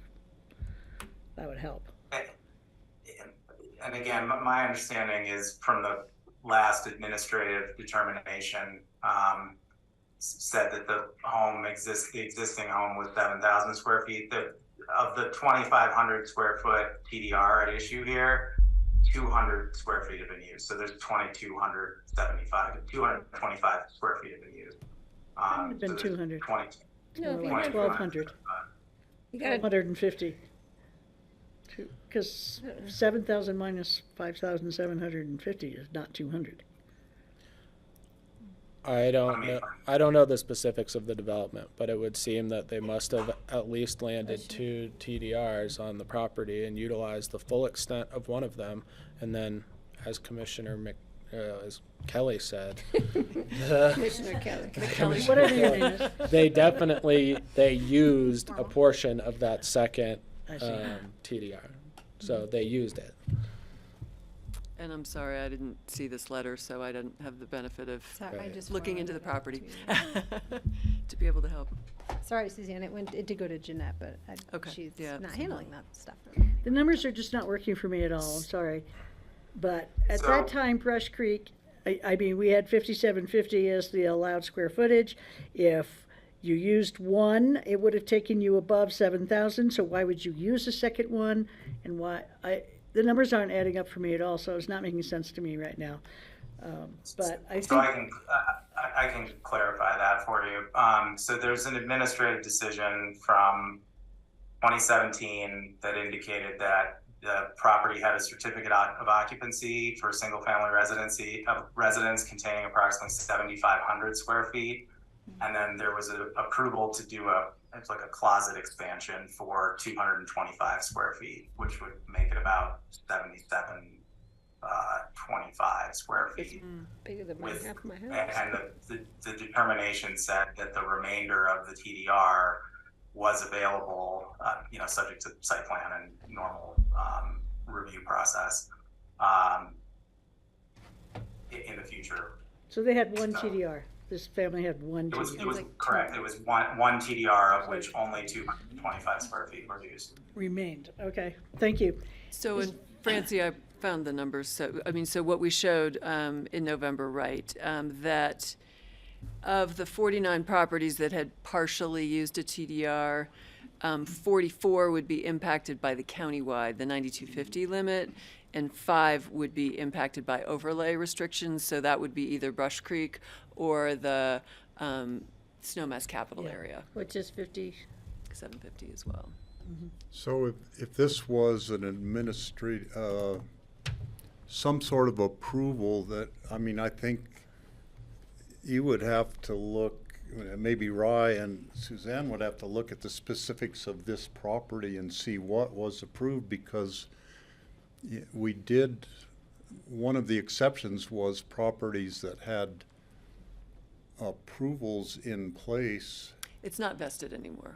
So it's not a vested, it was vested, they utilized the 225 square feet.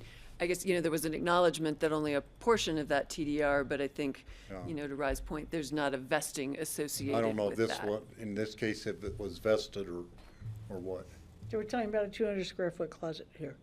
225 square. Yeah, let's not talk about that anymore. Okay, are there any more comments on A? All right, are there any public comments on B? The Emma master plan. Okay.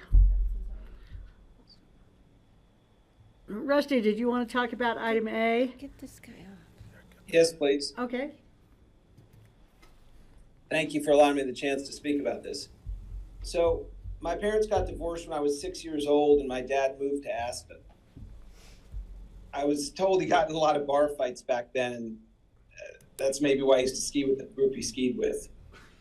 Anyway, I got shipped out to him when I was 6 and spent the holiday seasons, every holiday season I've spent in Aspen since then, so it's about 50 years now. Fast forward, and I don't turn the video on, I'm sorry. I don't mean to be not showing my face. My dad remarried, had more kids, and we all stayed in the same place at 711 East Spruce Street for about 20 years. My father always told me, if you make it nice, everyone from the family will come. He was right on, and I cherish those memories. Even though they were divorced, my mother ended up buying a place in the Alps, in the Aspen Alps. The point is, Aspen was then and remains now a happy place for our family to gather together over the holidays. Okay, so I've been trying to put the money together to buy a place ever since my mother sold hers about 30 years ago. Tim Mooney was her ski instructor, and when he had his issues with the ski co and became a full-time broker, I've been working with him to try to make it work. So a few years ago, he tells me about this magical place up towards Independence Pass, which has all the things I need and want, views and light, etc. So we put it in contract. The issue is we need to be able to make it bigger, so we look to buy a TDR. We hire a consultant to make sure it can be a receiver site. He determines, however, it likely cannot be a receiver site, so despite loving it, we drop the contract. A few months later, Mooney calls me back and says he found a place with views and air. And I need a bit more money than the one, it's going to cost more money than the one I'd been in contracted. But it comes with a TDR. So if you look at the whole package, it's not so much more. The place was built and lived in by the same family, and they had bought a TDR to expand the home by the 200 feet, which you just heard about, which left about 2,200 feet available to expand the house. Mooney and my attorney, Joe Praybacker, confirmed for me before we bought it that the TDR was attached to the house so that when I bought the place, I was buying the ability to add the unused square footage associated with that TDR. I even discussed planning for the expansion with the sellers who were general contractors in the area. This was vital. Again, I dropped a contract on another property because it was not able to be big enough to host my family and hopefully the grandkids who will want to continue the tradition my dad started 50 years ago. So I'm here today to ask you not to take away this ability to expand the home so I can make it work for my family. Thank you for your time and your consideration. Thank you for your brevity. I appreciate it. I think we got your point. Square feet versus family. Is there anybody else who'd like to speak to the first ordinance, Ordinance A? Okay. Is there anybody in the public who would like to speak to Ordinance B? Ordinance C? What about just in general? Is there anybody in the public who'd like to speak to Ordinance D? Okay, that takes us to E, guys. Gideon. Unless there's going to be changes, I'll save you any kind of discussion. But I would like to reserve, if you decide to make some changes, to be able to address that at the time. Will you say that in a microphone? None of us asked him. Just so you know, Gideon, Just come up and say, no, I'm not going to speak. Gideon Kaufman, I'm speaking for myself. Joe asked me to speak for him and Glenn as well. We're not going to say anything, save you the time, unless you decide to make some changes to the ordinance, then we'd like to reserve the ability to talk. And one last thing, Glenn pointed out to me that you have the benefit of 150 years of experience in front of the BOCC sitting back here. That's a scary thought, Gideon. I look good for 150.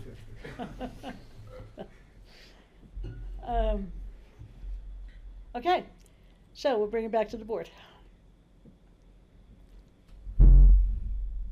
I'm ready to move this forward as we did on first. So, well, Third reading, first reading.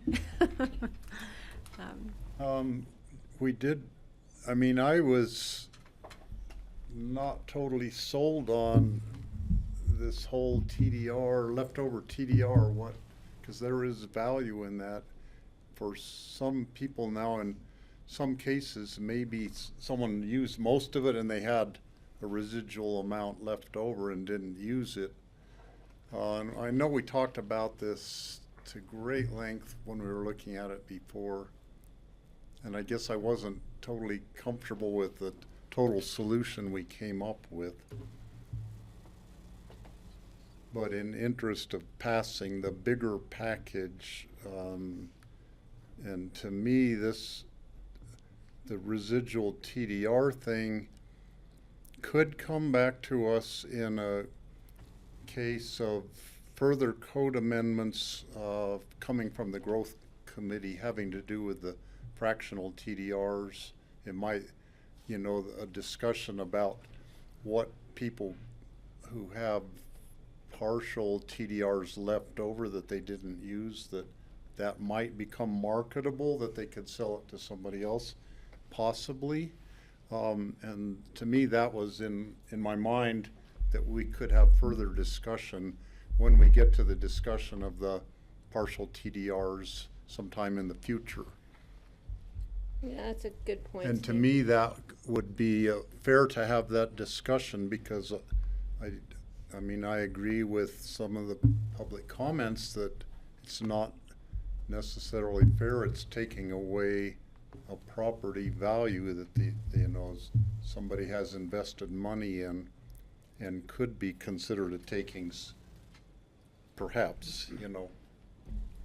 Well, at that time, what I had asked for is, it sort of like my idea about getting a yes vote for me was if people could then bring things forward for review, special review. What happened to that? Is that inherent in this, that they can bring a request forward with a special review? No, For I think, special you know, review? the way this would work, anybody who has a vested approval, you know, maybe only used a part of their TDR, but, you know, could come back and use that. But no, there's nothing that was built into the text amendments you adopted that would allow someone to come through some process to you to ask for, I guess, special case by dispensation. case Yeah, process. yeah. I don't know That if- was not included. I didn't think that that was part of this discussion, and I wonder if you're confusing with the energy code conversation. No, it was definitely part of it, but I guess I probably dropped it early on as we passed it, so. So are you making an amendment to pass it, or are you just saying that's where you're going to be? I wasn't going to jump to closed discussion.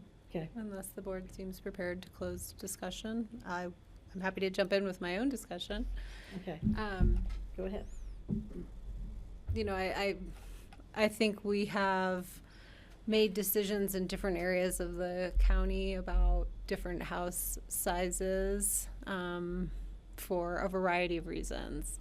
That there are different factors in the different areas of the county that may contribute to a justification for a smaller or larger house size. And those reasons are not necessarily uniform across the county. And so, you know, it's appropriate to consider those individually here the way we have. For example, we know Brush Creek just doesn't have the water. You know, that is a different condition than maybe exists out in Snowmass Capitol Creek, or in areas of the broader county that would fall under zoning action E. And, you know, that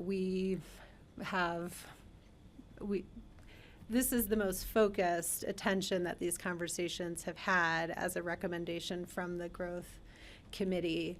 We have made similar actions in the past, which with far less opposition to them in caucus areas that those groups have brought forward and justified. And, you know, I continue to support those justifications. I think it's wholly within our authorities as a county to take zoning actions. I don't think we are stepping out of line from what we're allowed to do to zone the county for furthering our community goals. And that's what I continue to come back to when I think about these is, you know, the overarching goal has been what is our climate responsibility related to land use. And we know that that is the biggest contributor to our climate emissions, and that is the area of greatest scope that we can have some influence on. So I will recall that, you know, we actually had a recommendation lower than this.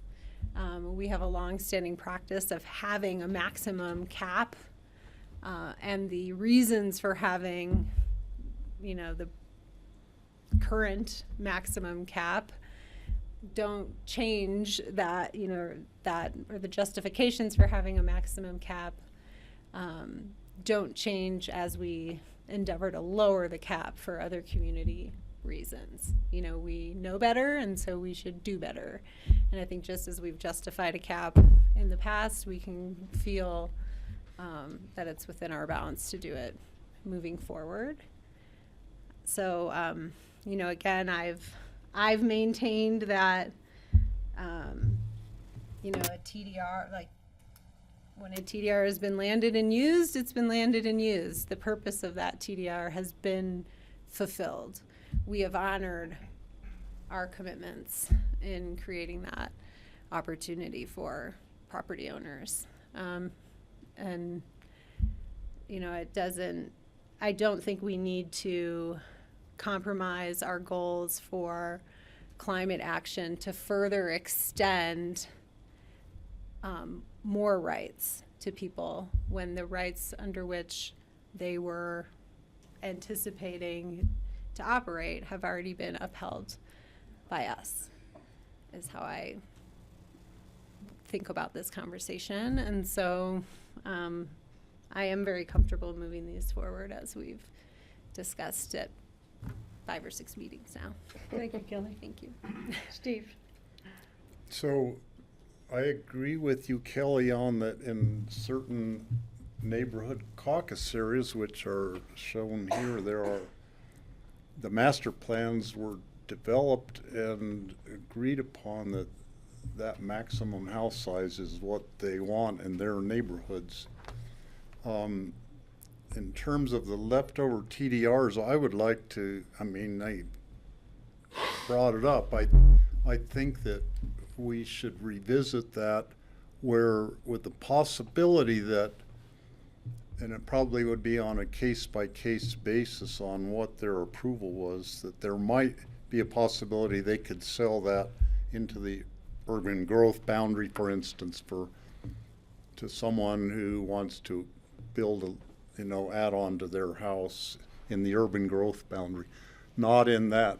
I can totally agree that in that neighborhood, it's very likely not appropriate. In the case of Brush Creek, because of the water, they're at their limit for the amount of water. They don't need any more bedrooms or bigger septic systems or anything there, because they just don't have that capacity there.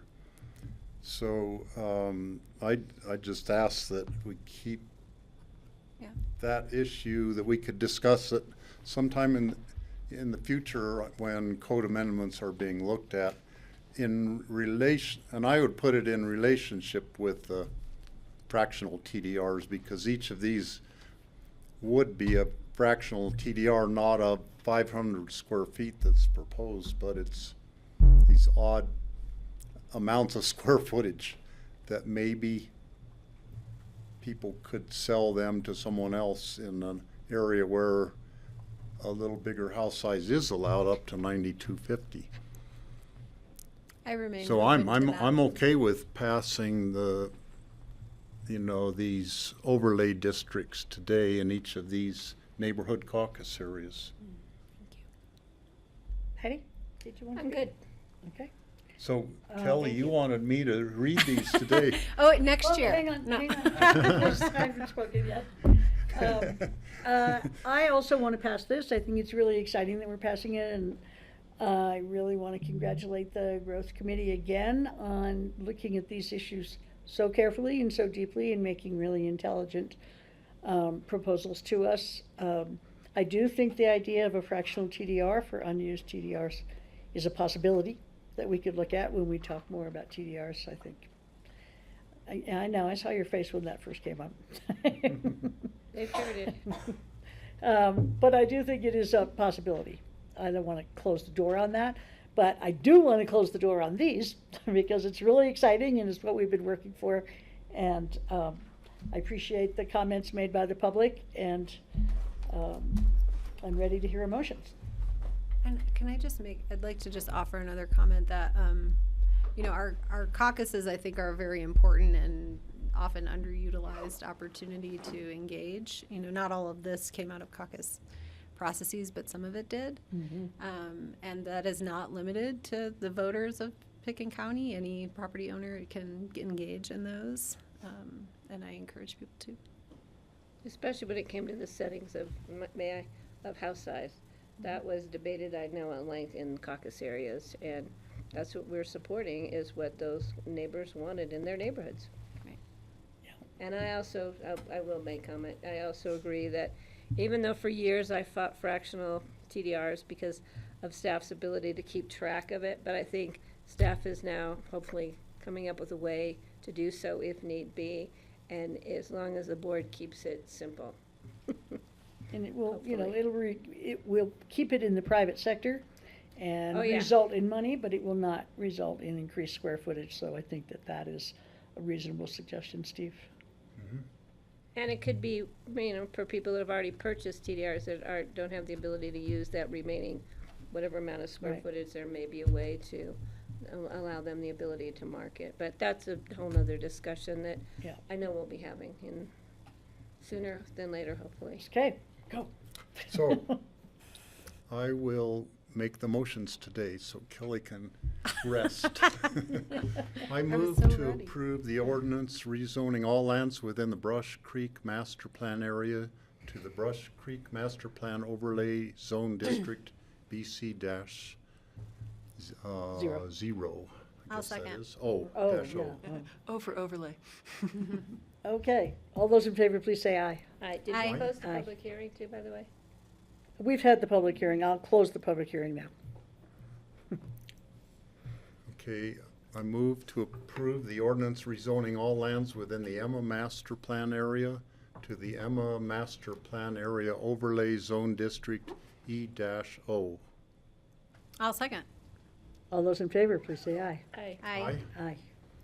I move to approve the ordinance rezoning all lands within the valleys of Capitol Creek and Lower Snowmass Creek Master Plan Area to the valleys of Capitol Creek and Lower Snowmass Creek Master Plan Area Overlay Zone District VCLS-O.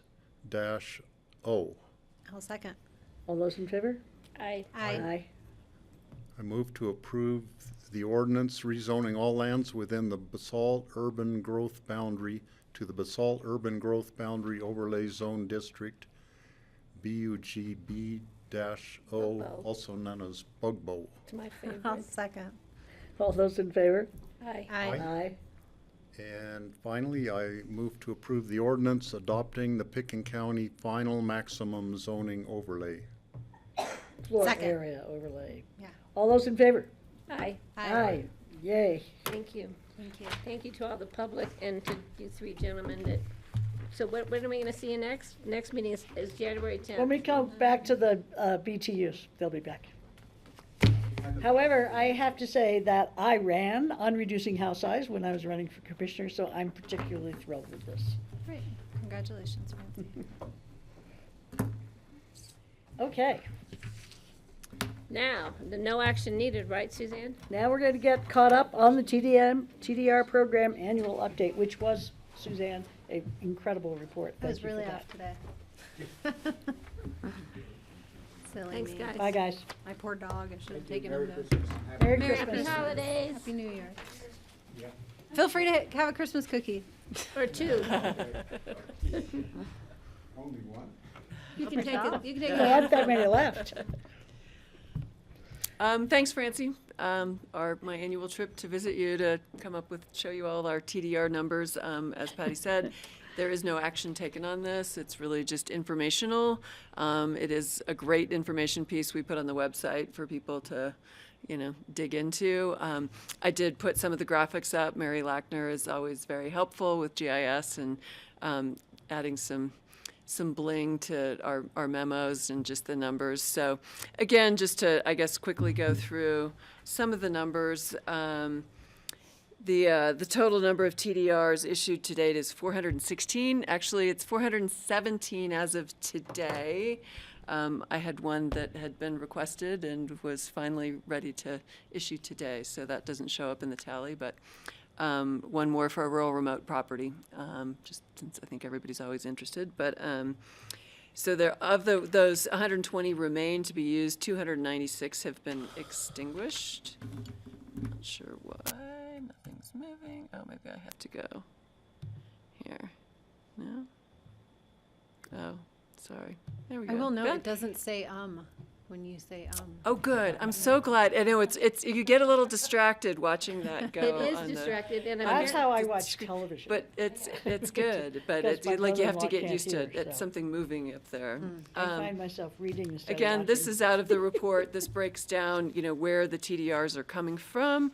Obviously, the vast majority of those have come from the rural remote zone district, the 282. Can I back up one slide? Well, you don't have to back up the slide. I but- can back up. So I the can do that. 120 outstanding TDRs, I wonder how many of them are in Capitol, Snowmass, and Brush Creek where they can't use their TDRs at all. These are Or They are five. no, vested? those are places where they have landed and only used a portion of their TDR. These are TDRs that have not been extinguished anywhere yet. I understand that. So Okay. if somebody bought a Oh, TDR okay. and they live in Brush Creek, it is now useless to them. They cannot use it. But they can sell it. They could sell They it. can sell They it. can sell If they it. have not used any of it, they can sell it. Yeah, yeah, You know, exactly. that- So the- there might be quite a few of those out there is all I'm saying. There might be quite a few. So this was, you know, the other types of TDRs.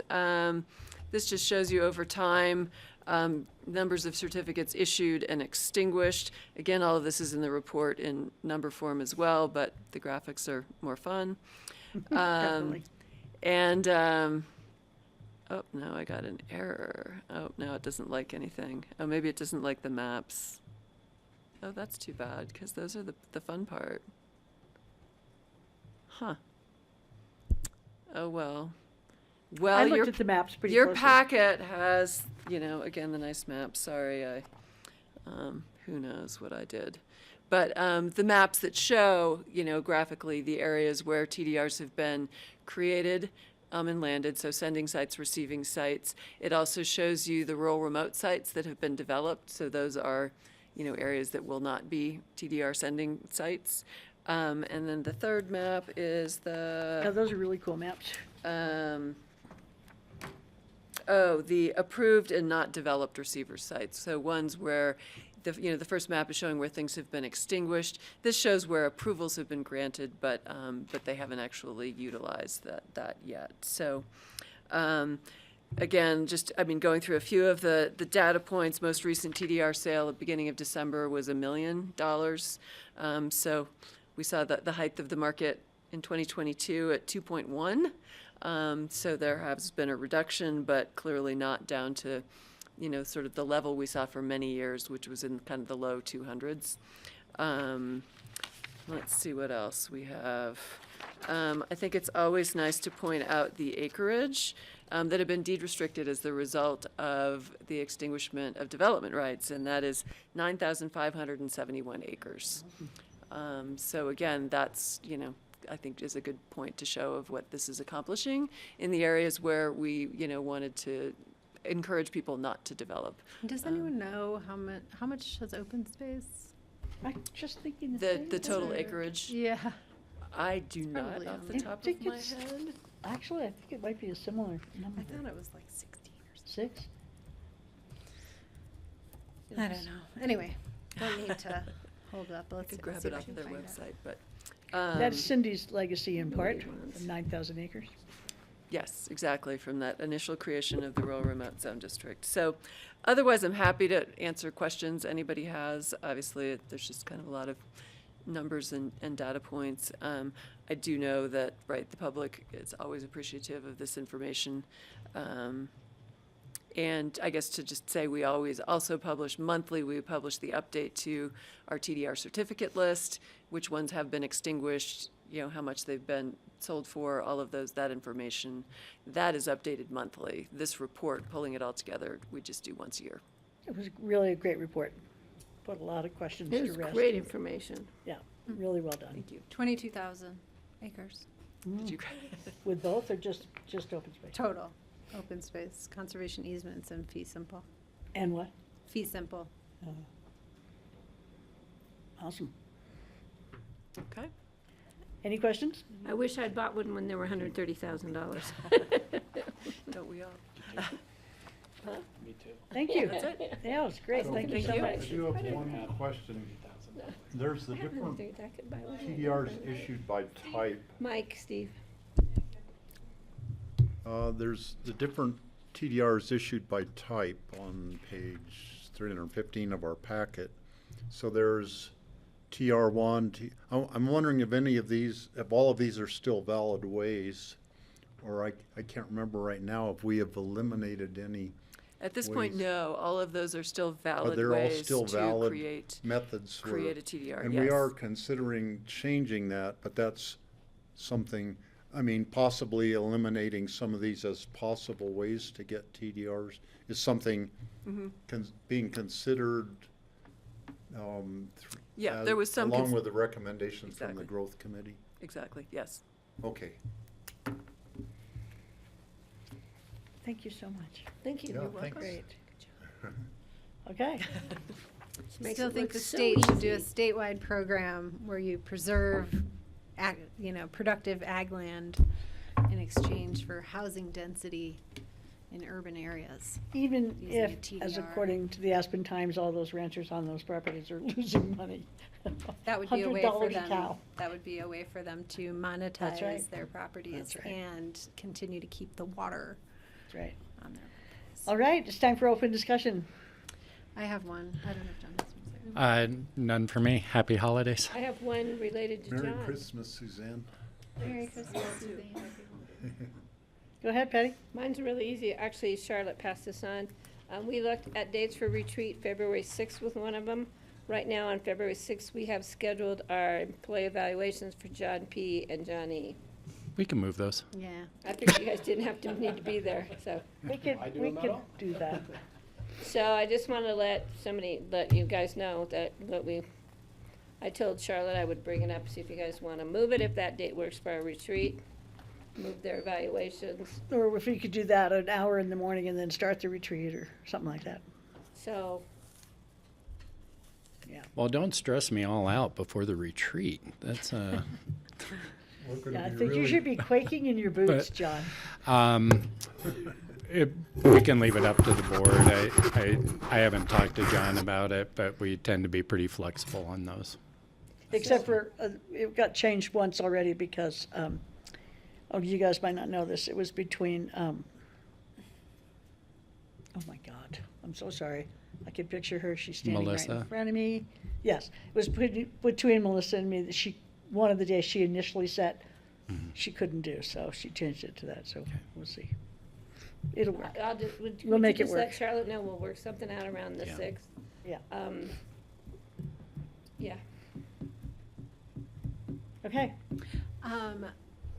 We received a email that we need to vote for our CCI Mountain District representative to the board of CCI. And there were 2 people, right? I'm guessing you have the vote, but we have to agree as a county and then you submit the vote. Merritt Linky of Grand County or Eric Stone of Teller County? I don't know either one. I know both. They're both like very similarly profiled Republicans, I'd say. I probably know Merritt a little bit better because he's on the round table. He's from Tiller? He's from Grand. He's very they're part of knowledgeable on Northwest water Cox, so I issues. probably have met him, but. Eric is a little more conservative, but sometimes he surprises me with his willingness to I think I'd go with the negotiate. Grand County. Grand guy. is closer, more I- mountainous. I've observed Merritt in action as the president of Club 20 and as the president of the Mountain District for a couple of terms. I think he served there, and he's a very capable, he works really well on boards. Eric, I've not seen him in so much. I've just have more encounters with Merritt over the years, and I totally Yeah, I think like him. I respect his opinions. He's very reasonable person. I think I would vote for Merritt personally. Well, then why don't you? He's no Elizabeth Lawrence, but That's fine with me. Great, so will you The send that? county just appointed a new county. That's fine with me. Yeah, so is that one just to Brittany? Kristen sent an Kristen? email. Kristen Dunn. Okay, I haven't looked at my emails Thanks, Steve. all for a couple of days, so. Of emails today about stubbies, like Yeah, and somehow they got sent to Jeanette. Ingrid. Ingrid. To Ingrid. And Jeanette told Ingrid, well, you're clerk to the board, and Ingrid said, no, I'm not, and I got caught in the middle of that, and I'm like, well, the clerk to the board used to be in the clerk's office, that changed like 9 years ago. But Sam told her how to correct it, she's just sending them on, it's a pain, but anyway. Okay, well, I think we might be finished then. Do you wanna, get together the week before the 9th then? Okay. All right, well, Everybody have a good holiday. Everybody have a happy holiday. I was and just thinking Merry about Christmas. when we were over in our little space there, and Jeanette had that tiny little space. She was crammed in there just outside the commissioner meeting room in a portion of the clerk's office, but it was like a cubicle Oh, is there was what no you could windows. describe Isn't that that Lindy? as. Yep. The back of our meeting room was. I'll second. All those in favor, please say Aye. aye. Aye. Thank you, grassroots. Thank you, Ryan. You going upstairs? Yep.